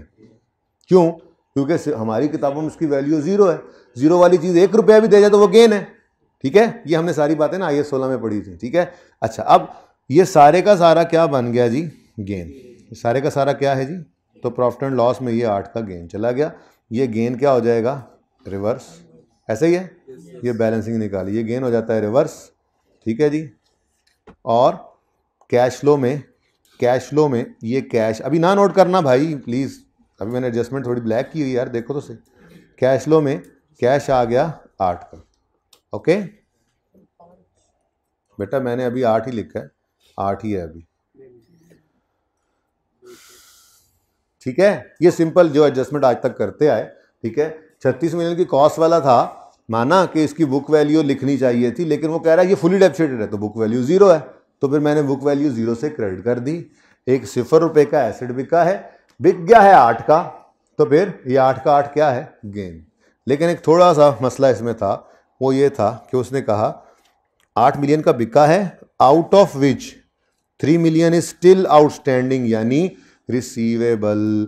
यानी कि ये जो 8 रुपए का हमने एसेट बेचा है, ये सारा 8 का 8 इनफ्लो नहीं हुआ, ठीक है। कुछ अभी भी पैसे आउटस्टैंडिंग हैं, तो इसका मतलब रिसीवेबल है, रिसीवेबल फॉर पीपीई लिख दूं, फिर रिसीवेबल फॉर पीपीई कितना है 3, तो फिर बाकी 5 जो होगा वो दरअसल कैश रिसीव हुआ होगा, ठीक है। ये एंट्री है जनाब, cash debit 500, receivable for PPE debit 3, PNL में गेन क्रेडिट 8। और अच्छा, ये हम अभी तक ना डिस्पोजल का अकाउंट बनाते आए थे, ठीक है, तो वो भी बना सकते थे आप, चलो मैं वही बना देता हूँ, मैं और के साथ वो भी बना देता हूँ। अब रिवीजन चल ही रही है तो चला लेते हैं जितनी चल जाए। अभी ये एंट्री आज तक की कभी नहीं थी, आज तक तो मैं ये कहता था कोई गेन लॉस आए, डिस्पोजल के एडजस्टमेंट आए तो आप फटाफट डिस्पोजल का अकाउंट बना लिया करो। तो आप कहोगे ये अजीब बात है, कभी कहता है डिस्पोजल का अकाउंट बना लिया करो, कभी कुछ, ये चलो ऐसे कर लेते हैं, वो भी ज़रा रिवाइज हो जाएगा जी। एसेट अकाउंट में से बुक वैल्यू कितनी आई है, 0, ठीक है। और बिका 8 का है, लेकिन कैश सिर्फ 5 आया है, बाकी सारा क्या है अभी तक रिसीवेबल है, तो फिर गेन, यहां पर मैंने जो प्रॉफिट एंड लॉस वाली फिगर होती है बैलेंसिंग निकाला है, वो कितना है 8। तो यही एंट्री ऊपर हुई पड़ी है बच्चों, बस एंट्री सामने वो होने लग गई तो मैं एंट्री कर गया। तो जो मर्जी कर लो आप, वर्किंग 13 में आपके पास ऑप्शन है। अब आप जो मर्जी करो वो आपका मसला है, फिलहाल इधर देखो, ये कैश कहाँ आएगा, ये इन्वेस्टिंग एक्टिविटीज में कैश रिसीव्ड ऑन डिस्पोजल, ये गेन कहाँ जाएगा, रिवर्स हो जाएगा। लड़ाई सिर्फ इस रिसीवेबल की रह जानी है अभी थोड़ी देर में कि इसका क्या करना है, बाकी पुराना काम तो करें। एक नई चीज आ गई तो पुराने जो नंबर मिलने वाली चीज थी वो भी छोड़ देंगे क्या, वो तो लें भाई, ठीक है। तो गेन है, प्रॉफिट तक आते आते ऐड हो चुका है, लेस कर देंगे gain on disposal of PPE. Working number कौन सी में ये निकाला है, 13 में आपने, ओके जी, हमने निकाला है ना 8 रुपए बैलेंसिंग, ओके। वैसे तो जुबानी पता लग रहा था, fully depreciated was sold for 8, तो वो 8 गेन है, लेकिन चलो वर्किंग कर ही दिया तो रेफरेंस दे दो जी, कितना 8 ऐड हो चुका था, माइनस कर दिया, डन। नेक्स्ट इन्वेस्टिंग एक्टिविटी में cash received from disposal of PPE, पूरा लिखना हो तो लिख लेना। अच्छा, अब ये ना आप वर्किंग 13 में रेफर कर सकते हैं, असल में ना आपस की बात है। तो इस एंट्री में ये प्रॉफिट एंड लॉस वाली फिगर बैलेंसिंग नहीं थी, बैलेंसिंग है बल्कि, लेकिन आप ये देखें कि उसने ये इकट्ठी दी हुई थी फिगर, ये 8 उसने इकट्ठी नहीं दी हुई थी, ये 8 उसने इकट्ठी नहीं दी हुई थी। बेसिकली ये इस तरह से था मामला, उसने कहा जी फुली डेप्रिसिएटेड एसेट 8 का बिक गया है। हमने कहा फिर 8 गेन है, लेकिन इस 8 में से 3 उसने बता दिया रिसीवेबल है, आउटस्टैंडिंग है, तो बाकी 5 भी हमने बैलेंसिंग ही निकाला था ना, तो आप वर्किंग को रेफर कर सकते हैं, ना भी करें तो काम चलेगा। ओके चलें छोड़े। अच्छा जी 5 रुपए आने हैं या 8 रुपए आने हैं या 3 रुपए आने हैं? यहाँ पे 5 जो रिसीव हो गया, 5 रिसीव हो गया, 8 के टोटल गेन था। अब जो 3 का रिसीवेबल है उसकी लड़ाई फिर बाद में देखते हैं, यहां तक कोई मसला नहीं होती। ये मुफ्त के दो नंबर तो लेना, अब एक आधा नंबर जो बीच में रह गया वो भी देख लेते हैं, यहां तक कोई मसला। अब हमने क्या किया है, कैश फ्लो को सही कैश फ्लो में सही फिगर लेके गए। कैश फ्लो में कैश इनफ्लो आउटफ्लो आता है, ठीक है। प्रॉफिट तक आते आते 8 का गेन एडेड था, उसको रिवर्स किया, लेकिन 8 को ही कैश इनफ्लो में नहीं लिया। हाँ सुकून से गए, देखा अच्छा जी 8 में से अभी 3 तो आए ही नहीं, तो वो तो कैश इनफ्लो है ही नहीं, तो फिर इनफ्लो कितना है 5 का, वो हमने इन्वेस्टिंग एक्टिविटी में लिख दिया, डन हो गया। अब लड़ाई रह गई इस रिसीवेबल की।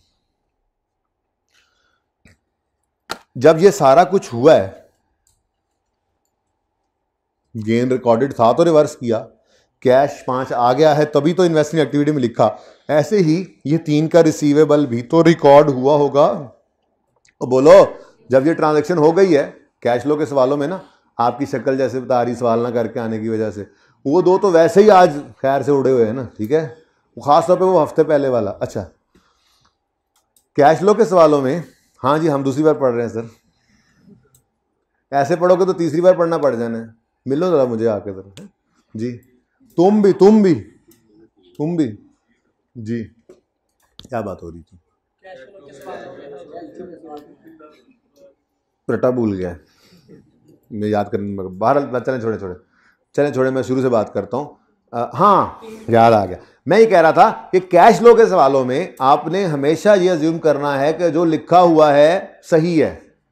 इनकम स्टेटमेंट बैलेंस शीट बनी है तो वो ये कह रहा है ना, during year fully deficit was sold, out of which इतने वाला आउटस्टैंडिंग, तो जो ट्रांजैक्शन बनती है वो ट्रांजैक्शन बिल्कुल सही एंटर हुई है, यही हमारी असम्पशन होती है, अनलेस के सवाल कह दे कि गलती हुई है। सारी फाइनेंशियल स्टेटमेंट बनी हुई है, सारा कुछ सही है, हम बस उसमें से अपने मतलब की चीज अब निकाल रहे होते हैं, रिवर्स वर्किंग टाइप, जो कुछ उन्होंने दिया होता है वो लिख लेते हैं और अपने मतलब की चीजें निकालते हैं कैश फ्लो के लिए। तो जब तक गलती का कहे ना, हमने गलती नहीं माननी होती, ठीक है ना। तो यही अभी तक तीसरा दिन हम यही तो कर रहे हैं, ठीक है। तो ये सब कुछ हुआ है, ये उन्होंने सब कुछ किया, उन्होंने एसेट अकाउंट को क्रेडिट किया होगा 36 से, अक्यूमुलेशन अकाउंट को डेबिट किया होगा 36 से, कैश को डेबिट किया होगा 5 से, और रिसीवेबल भी कहीं ना कहीं रिकॉर्ड किया होगा, और 8 रुपए का गेन अदर इनकम में भी लिखा होगा। ये सब कुछ उन्होंने किया होता है, पक्की बात है। बाकी सब कुछ भी तो ओपनिंग क्लोजिंग उन्हीं का नहीं उठाया हुआ, सब कुछ जो उन्होंने किया वो सही हुआ है, अनलेस के वो रेक्टिफिकेशन भी करेंगे इस टॉपिक में, वो सवाल खुद चीख के बताएगा कि जी गलती हो गई है, जब तक ये नहीं कहेगा हमने कभी भी खुद से अज्यूम नहीं करना कोई गलती है। ओके अच्छा, अब कैश रिकॉर्ड किया होगा जी, हमने कैश को भी इन्वेस्टिंग एक्टिविटी में लिख दिया, प्रॉफिट एंड लॉस में गेन चला गया था, हमने उसको भी रिवर्स कर दिया, तो फिर ये रिसीवेबल भी तो कहीं ना कहीं रिकॉर्डेड होगा। अब रिसीवेबल कहीं ना कहीं रिकॉर्डेड है जी, कह रहे हैं जब एंट्री हो गई है तो रिसीवेबल रिकॉर्डेड है ना जी। अब रिसीवेबल रिकॉर्डेड है तो मैंने कहा मानो न मानो ये पीपीई में ही पड़ा होगा, है ना।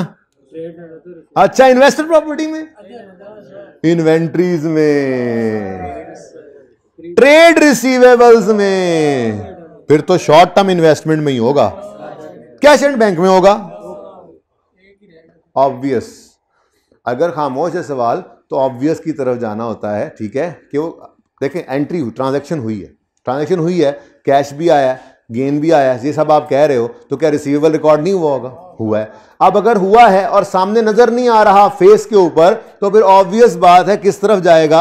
हाँ, जो गलती कहे ना वो खुद से अज्यूम नहीं कर लेनी, तो फिर इस अदर रिसीवेबल के अंदर ये भी शामिल है। ये खामोशी के केस में ना आपको खुद ये अज्यूम नहीं करते, ये बिल्कुल नॉर्मल बात है, ये अजम्पशन खैर है, मनती अजम्पशन ही है, लेकिन भाई सादा सी बात है, रिसीवेबल है तो रिकॉर्डेड भी होगा, रिकॉर्डेड है तो फेस पे दिखे, अब फेस पे नहीं दिख रहा तो कहां होगा, तो फिर नॉर्म की तरफ जाना है, नॉर्म की तरफ जाना है। यहां पे भी अब नॉर्मेलिटी था, गलती कोई होगी तो सवाल बताएगा, नहीं है तो यहां पर डेटर्स आते हैं, यहां पर इन्वेंट्रीज आती हैं, यहां पर रिसीवेबल ऑफ फिक्स एसेट नहीं आ जाते।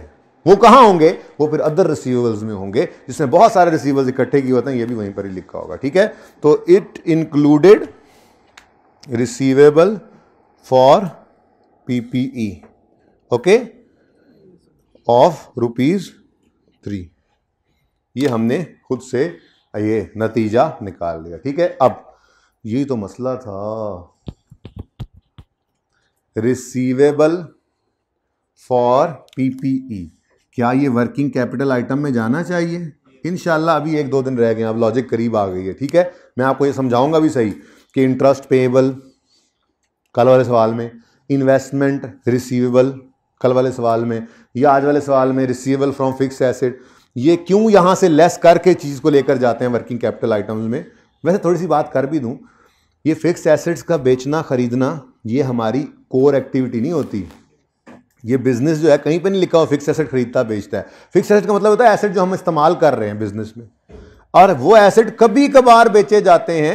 ये नहीं होता कि वो एसेट मेन काम ही वही है, ये एसेट खरीदते हैं बेचते हैं नहीं, 10-10 15-15 साल बाद एक एसेट बिक रहा होता है। तो डिस्पोजल ऑफ फिक्स एसेट ये कोई रोजाना के, हाँ सेल्स हैं, परचेजेज हैं, उधार पे हैं, कैश पे हैं, सेल रिटर्न है, परचेज, ये सब रोज का काम हर वक्त ही हो रहा होता है कैश की। लेकिन जो फिक्स एसेट का बेचना खरीदना होता है कभी कभार होता है।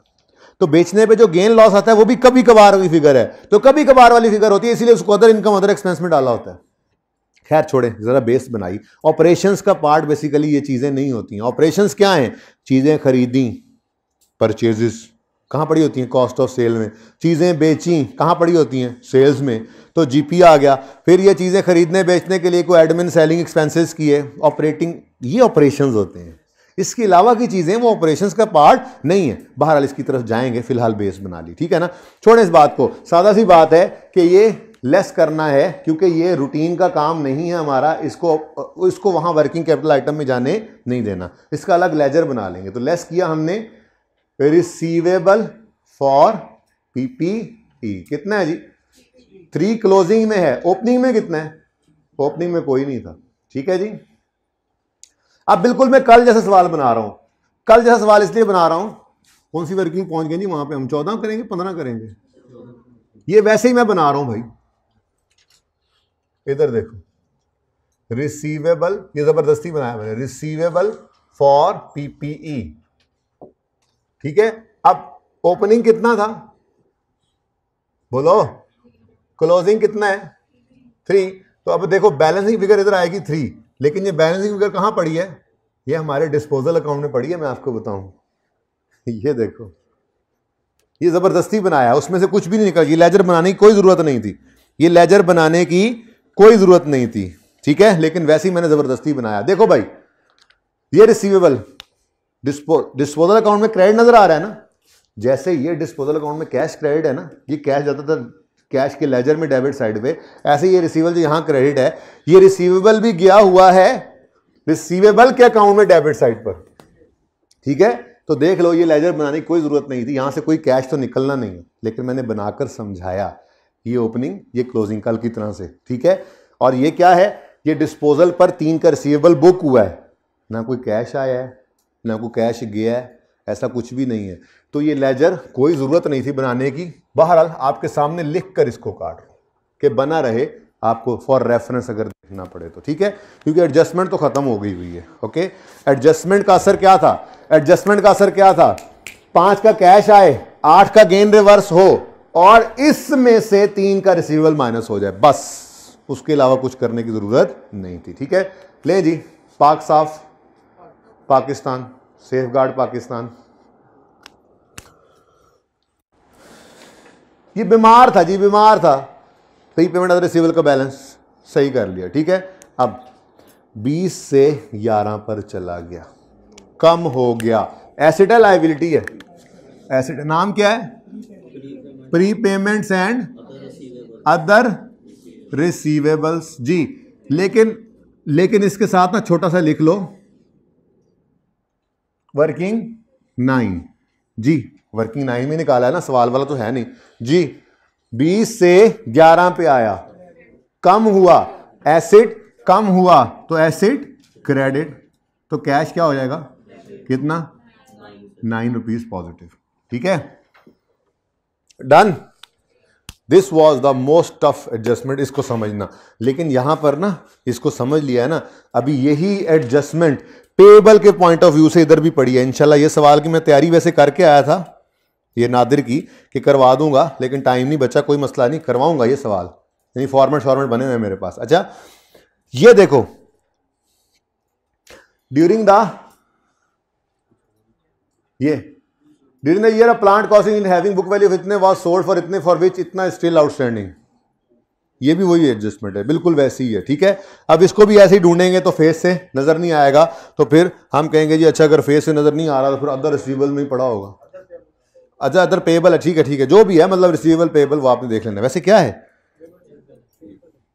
नहीं बेटा हमने बेचा है, वो आउटस्टैंडिंग का मतलब है वो पैसे हमें आए नहीं है, ये इनकम आउटस्टैंडिंग है, रिसीवेबल ही है, सेम ही है। कौन था पेबल वैसे बताना जरा, कौन था वैसे? मार कैसे खाएगा तुम हाथ तो लगाओ जरा इसको, मैं देखता हूं तुम्हें, इतने तुम डॉन, तुमने ऐसे कैसे कहा मेरी क्लास में मारना खा लेना मुझसे? How dare you, how dare you, how dare you. Point number 3 was the important one. ये 2-3 जगह पे फिर हम असल में तैयारी तब कहूंगा कैश फ्लो की जब मुख्तलिफ सवालों की एडजस्टमेंट्स मुख्तलिफ जगहों में पड़ी हुई, आप उसको अलग अलग से समझ रहे हो, हाँ उधर ऐसे हुआ था इस वजह से, इधर ऐसे हुआ था इस वजह से, वो तैयारी होती है। ठीक है, तो ये सारे रिसेंट सवाल इंशाल्लाह करेंगे, टेंशन मत हुआ। नंबर 4, लो भाई ये भी कोई एडजस्टमेंट है, ये तो याशी है। Depreciation on plant and equipment amounted to, PPE की डेप्रीसिएशन कितनी है, 290। आसान नंबर भी तो होते ही हैं, तो पीपीई किधर है, ओ भाई इधर, डेप्रीसिएशन ऑन पीपीई कितना है जी, 290। फौरन इधर आओ, रह ना जाए, यहां तक आते आते लेस हो चुकी है तो ऐड कर दो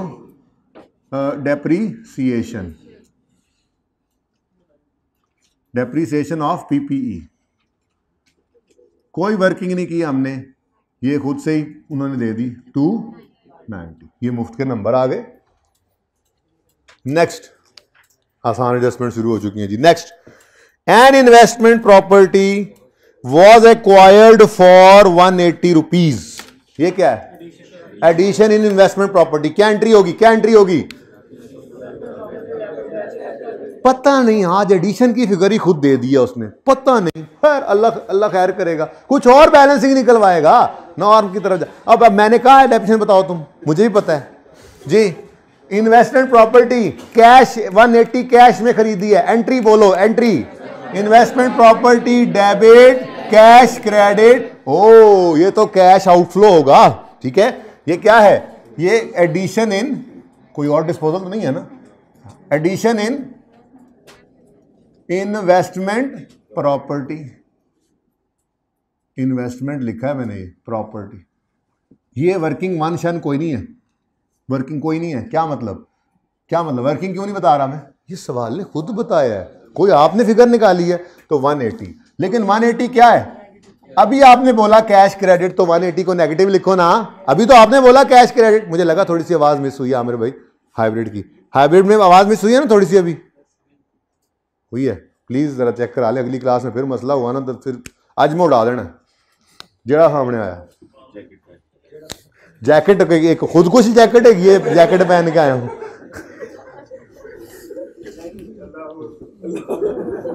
देख लो, अच्छा जी सुनो यार माफी दे दो, पढ़ लो जी, ये सही है, एडिशन उन्होंने बता दिया। आगे क्या कह रहे हैं, TL applies cost model for measurement of investment property. याद है इन्वेस्टमेंट प्रॉपर्टी दो ही मॉडल थे, एक था कॉस्ट मॉडल, दूसरा फेयर वैल्यू। कॉस्ट मॉडल होता था तो हम डेप्रीशिएट करते थे और फेयर वैल्यू में डेप्रिशिएट नहीं करते थे, फेयर वैल्यू पे ले जाते थे, गेन लॉस रिकॉर्ड करते थे।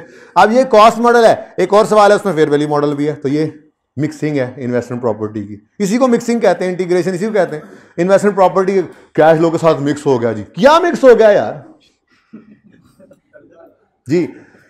तो टीएल अप्लाई करता है कॉस्ट मॉडल, वैसे तो एंड पर करना चाहिए था ये लेजर भी बैलेंस, लेकिन मैं ये चाह रहा हूं कि आपको जरा कॉन्फिडेंस हो कि ये हो गया ना। देखो आगे आगे इंटरेस्ट की एडजस्टमेंट है, उससे अगली आप पहले ही कर चुके हैं। तो इन्वेस्टमेंट प्रॉपर्टी का इसके अलावा कोई और जिक्र नहीं है पूरे सवाल में। तो मतलब ये तो पूरा हो गया ना लेजर। अब कैलकुलेटर निकालो, जरा बैलेंस करके देखो। क्या 10 किस तरफ? अच्छा, अब फिर ये क्या हो सकता है जब सब कुछ हमने लिख दिया इस लेजर में, जो सवाल में गिवन था, ओपनिंग क्लोजिंग एडिशन की फिगर उसने दे दी, तो फिर ये क्या हो सकता है? अगर कॉस्ट मॉडल पर है तो ये फिर, हाँ, कॉस्ट मॉडल पर अगर आपने प्रॉपर्टी कॉस्ट मॉडल पर इन्वेस्टमेंट प्रॉपर्टी रखी हुई है तो फिर वो डेप्रीशिएट होती है, तो फिर ये डेप्रीसिएशन होगी बैलेंसिंग। तो ऐसे भी हो सकता है जी। लेकिन फौरी, ये बैलेंस हो गया, डन। लेकिन फौरी तौर पे इधर आओ, ये भूल ही ना जाए, वो पीपीई की डेप्रीसिएशन थी, ये इन्वेस्टमेंट प्रॉपर्टी की है, और ये आपने खुद निकाली है इन्वेस्टमेंट प्रॉपर्टी, ये वर्किंग नंबर 3 में 10 रुपीज। ठीक है, मैंने कहा चलो, ये फिर आवाज मिस हुई है, बुला लेना किसी को, फिर सोचते रहेंगे बाद में करेंगे, बुला लें, बुला के लाए उमैर भाई को यार, साकिब। डन जी। आसान मुश्किल एडजस्टमेंट कौन सी थी? देखें, मैं इसको मुश्किल नहीं कहता, इसको मुश्किल नहीं कहता, इसमें मुश्किल कुछ नहीं थी, थोड़ा सा ध्यान देना था ये हुआ क्या हुआ है। ठीक है, फिर ये तो बहुत ज़्यादा प्रैक्टिस की हुई थी। डेप्रिसिएशन गिवन है, ये इन्वेस्टमेंट प्रॉपर्टी के एडजस्टमेंट की, फाइनेंशियल चार्जेस, यानी कि सवाल में आसान चीज़ें भी होती हैं। हाँ, एक ने आपको परेशानी में डाला थोड़ा सा, लेकिन इसको भी इंशाल्लाह 2-3 सवालों में कंपेयर करूंगा और बार बार इधर भी आया करूंगा, ये इसीलिए यहां पर लिखा मैंने। ठीक है, बल्कि मैं तो ये चाह रहा हूं कि डिस्पोजल के साथ ही यहां पर आज वो अकाउंट जिसकी जरूरत नहीं है मैं वो भी बना डालूं, ताकि कल को मैं दूसरे सवालों में जब रेफर करूं तो मैं यहां पर आया करूंगा। ठीक है ना? कौन सा जी हमने नया अकाउंट कौन सा बनाया? Receivable for PPE. ठीक है, हमने कहा जी ओपनिंग कुछ नहीं था, फिर इस साल डिस्पोजल हुआ एक, जिसकी वजह से रिसीवेबल डेबिट हुआ 3 से, और यही क्लोजिंग में है 3। फिर हमने तीसरी चीज क्या कही? ओहो, इन दोनों को कंबाइन करके, ये अगली बात भी इसी के साथ ही है ना, हमने कहा ओहो, बोलो ना, ओहो, ये तो अदर, वो कौन से थे? Pre payments and other receivables में शामिल हो गया, जो एज पर क्वेश्चन थे उनमें से इनको लेस करो। रिसीवेबल फॉर पीपीई 3 और 0। ओपनिंग एज पर क्वेश्चन कितना था जी? 14, 20, ऐसे ही है ना? तो सही करो इनको और सही वाली फिगर्स को ले जाओ। ये मैंने इसलिए लिख दिया फॉर रेफरेंस पर्पस, कि फिर हम मुख्तलिफ सवालों के अंदर इनको देखा करेंगे और यहाँ से फिर दूसरों को भी कंपेयर करके चलेंगे। तो ये काफ़ी दफ़ा हो गई एडजस्टमेंट्स, परेशान नहीं होना। थोड़ी आवाज़ ना मिस हो रही है, उधर जाता हूँ तो इधर नहीं, ये तो कोई बात नहीं, लॉजिक थोड़ी है। ज़रा कर लें अगली क्लास से पहले नहीं तो कोड में तानू पवा देना। Financial charges of for the year amounted to 45। सुभान अल्लाह, फाइनेंशियल चार्जेस दे दिए उसने, फॉर द ईयर 45 है। ठीक है, for the year financial charges for the year की कहते हैं नू interest expense for the year कह लूं आपकी आसानी के लिए। ये interest expense profit and loss वाली फिगर है। तो मैं तो अपना लेजर बनाऊंगा, इंटरेस्ट का लेजर तो हम हमेशा बनाते हैं, हमने यही सीखा है कि इंटरेस्ट का लेजर तो लाजमी बनेगा, इंटरेस्ट का लेजर तो लाजमी हिल के देख रहा हूं मैं, कहीं आवाज रुक जाए, उमैर साहब आ गए, आप आवाज नहीं रुकेगी जी, डॉक्टर को जाके मरज सही हो जाती है ना, बड़ा ये बड़ा मसला है, ये तो तजुर्बा है जी। इंटरेस्ट का लेजर है, लेकिन साथ अपने समझने के लिए हम एक्सपेंस लिख लेते हैं, आसानी होती है। हाँ भाई, एक्सपेंस का लेजर है, एक्सपेंस प्रॉफिट एंड लॉस वाला किस तरफ आएगा? हाँ, कैश के अपोजिट साइड। और कैश किस तरफ आता है एक्सपेंस के लेजर में? आज बड़े हो गए बच्चे, आज मेरे बच्चे बड़े हो गए जी। Cash, interest expense debit, cash credit पता नहीं, लेकिन इंटरेस्ट एक्सपेंस जो कि प्रॉफिट एंड लॉस में आता है, ये सवाल में गिवन है 45। लो भाई, अब देखते हैं ना आगे गिवन है या नहीं गिवन, या ओपनिंग क्लोजिंग गिवन होगा, या ऐसा डाटा गिवन होगा जिससे हम निकाल लेंगे जी। Trade other payable include accrued finance, accrued due, payable outstanding, arrear, payable, ठीक है। तो पेबल है, तो फाइनेंशियल चार्जेस इंटरेस्ट पेबल है 12 मिलियन और पिछले साल का था 17, यानी के ओपनिंग पेबल है 17, क्लोजिंग पेबल है 12। माशाल्लाह। और ये पड़ा कहां है? ट्रेड एंड अदर, निकालो इसको बाहर, इसका तो लेजर बनता है। वैसे ये थोड़ी बेस बन रही है, मैंने थोड़ी सी आज बात बना दी है, थोड़ी सी कर दी आपके साथ के जी, ये असल में ऑपरेशंस का पार्ट, वो करूंगा बात इंशाल्लाह, फिलहाल चलने दो, ये सवाल आज पूरा करो जी। ये सही करो भाई, बीमार है फिगर, लेस करो इसमें से इंटरेस्ट पेएबल, बोलो जी। ओपनिंग 17, क्लोजिंग 12, पाक साफ फिगर बताओ। 103 और 132, 103 से 132 पर आप ले जाओ इसको। ये क्या है? ये ट्रेड एंड अदर पेएबल्स है, ट्रेड पेएबल्स है, ट्रेड एंड अदर पेएबल्स है। अच्छा ये इकट्ठे थे इस तरफ, trade and other payables. Working number कहां पे निकाले? 10 में जी। अब बताओ ये लायबिलिटी है ना, ये बढ़ी है कम हुई है? लायबिलिटी बढ़े तो क्रेडिट। दूसरा इंपैक्ट कैश पर कितने से? 20 ना। लास्ट एडजस्टमेंट तो पहले ही हो गई हुई है, ठीक है। वो उसी तरफ आ रहा हूं, पढ़नी तो है ही, अभी एडजस्टमेंट पूरी नहीं पढ़ी जी।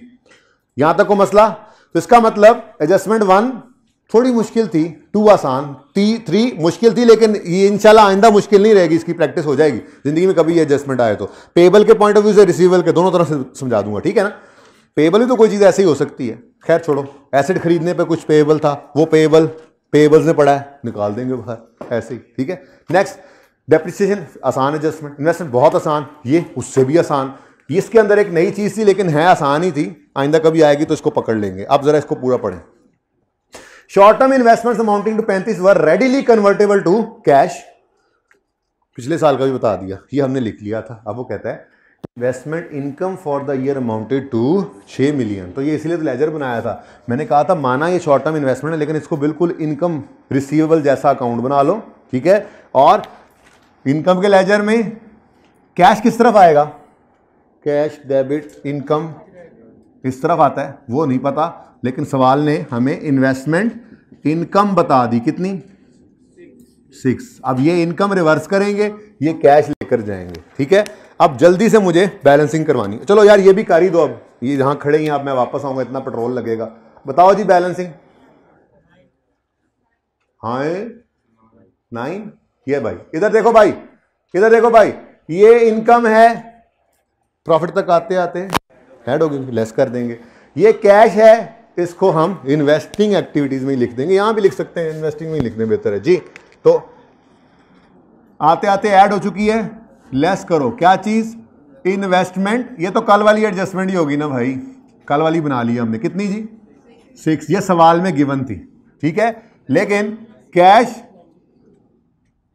हाँ लिखा तो हुआ था less, cash received from investment income, ये आपने निकाला है वर्किंग नंबर 8 में, कितना?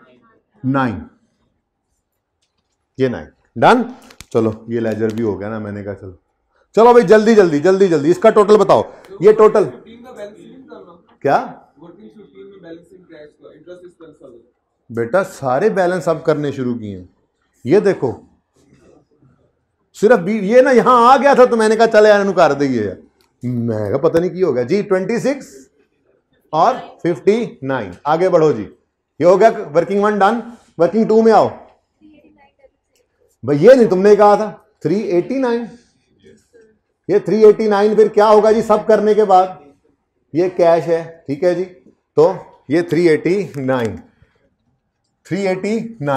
वर्किंग 2, ठीक है। एडिशन इन पीपीई, पर्चे में ऐसे ही लिखोगे तेजी तेजी से, ठीक है ना, बस जी। नेक्स्ट इन्वेस्टमेंट प्रॉपर्टी, तो पहले ही हो गया, बैलेंस हो गया ना, ओके। शेयर कैपिटल इधर, फिर ये बाकी सब कुछ तो लिख लिया, कैश ही होगा। और ये भी कर दो साथ ही, इसमें 100 है, 100 कैश, इसका मतलब हमने साल में कैश ये शेयर्स इशू किए हैं जिनसे हमें टोटल कैश 300 आया है। टोटल कैश 300 ही आता था ना। शेयर प्रीमियम भी इशू करें तो शेयर कैपिटल में सिर्फ फेस वैल्यू, बाकी शेयर प्रीमियम में टोटल तो कैश ही होता था ना। ठीक है, तो ये entry basically cash debit 300 share capital 200 share premium credit 100 से हुई होगी। एक दफा किया हो 10 दफा किया हो शेयर्स को इशू, हमें इससे क्या। ठीक है, हमें तो ये पता है कि ये क्या है, cash receive from new shares from issue of shares, और ये मैंने ऐसे लिख दिया जी 200 प्लस 100 कितना जी 300। ये वर्किंग 4 और वर्किंग 5 का रेफरेंस दे देना। ओके, इनफ्लो है। नेक्स्ट, रिटेन्ड अर्निंग्स में पैट नहीं है आज, पता नहीं फिलहाल तो नहीं कह सकते क्योंकि पैट होगा तो आगे चलेंगे। तो ये अभी नहीं हुआ बैलेंस, रुक जाओ भाई जरा रुको, आपकी तरफ आते हैं, आगे चलो। 30 ये फिर क्या हो सकता है इस अकाउंट में डेबिट, या तो तब आता है जब इतना लॉस आए कि जो है ना सारे सरप्लस खा जाए। ऐसा तो कुछ हुआ नहीं, उल्टा इस साल में तो सरप्लस आया था, उसने लॉस को खाया था। ठीक है ना, तो रीवैल्यूएशन रिटेन ये वही फिगर है फिर। ठीक है, ये 30 भी इधर ले जाओ, 30 रीवैल्यूएशन सरप्लस वर्किंग 7 से लाए हैं, डन। लेकिन अभी भी उसको बैलेंस नहीं किया मैंने। कहीं सवाल में डिविडेंड शिविडेंड का जिक्र है? नहीं है, चलो शुक्र है। तो फिर इसको भी बैलेंस कर दो, बैलेंसिंग फिगर इधर ही आएगी इंशाल्लाह, इधर ही आएगी। और ये पक्की बात है, क्या होगा 140। अच्छा, अब मजे की बात, पूरे सवाल में कहीं टैक्स का जिक्र, तो यही पैट और यही बोलो भाई, ये यहां से निकलना था 140, वर्किंग नंबर 6। नाम तो लिख लेना था, पास पेपर 13 भी बोला किसी दीवाने ने, अल्लाह उसे जज़ाए खैर दे। अब क्या कहूं उसको जी। भाई ये तो सारे हो गए, ये भी हो गया। वो भाई का लेजर भी रहता है अभी, लेकिन उससे पहले long term loan debit side पर 60, लोन रीपेड। कौन सी वर्किंग थी ये, कितना 60, रीपेड है, रीपेड कैश गया, लोन डेबिट कैश क्रेडिट। ठीक है, और भाई के इंटरेस्ट एक्सपेंस वाला लेजर भी कर दो बैलेंस 50 कैश में, बोलो 50 है।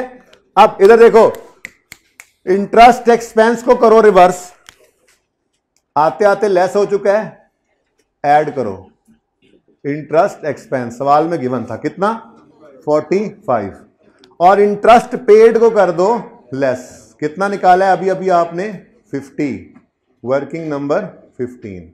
ना कोई टैक्स पेड है ना कोई डिविडेंड पेड। जल्दी से टोटल करो, 348 पॉजिटिव के नेगेटिव?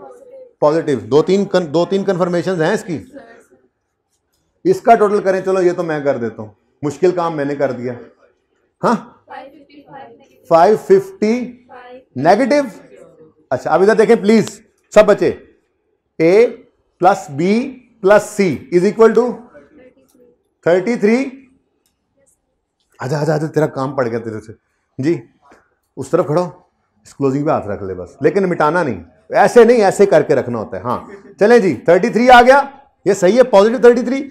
अब ओपनिंग ऐड करो 59। चलो चले, छुट्टी बस जी आप नहीं जा सकते घर भाई, आपने यहीं पे हाथ रखना है, ठीक है ना। चलो भाई चलो ठीक है, सवाल मुझे तो दिखा दो जरा, सही है, सवाल ठीक है जी, सवाल हो चुका है। और इसमें कोई मसला हो तो दोबारा ट्राई करने के बाद फिर आप कल कर सकते हैं। अब आपने नादिर वाला सवाल लाजमी कर लेना, जिन्होंने अमीन छोड़ा है वो भी कर लेना है। मैं फिलहाल नया सवाल कोई नहीं दे रहा, ठीक है, कल इंशाल्लाह फिर नया सवाल दूंगा होमवर्क में, ठीक है जी। तो चलो ठीक है भाई, अब आप घर जाओ, ठीक है जी, अल्लाह हाफिज।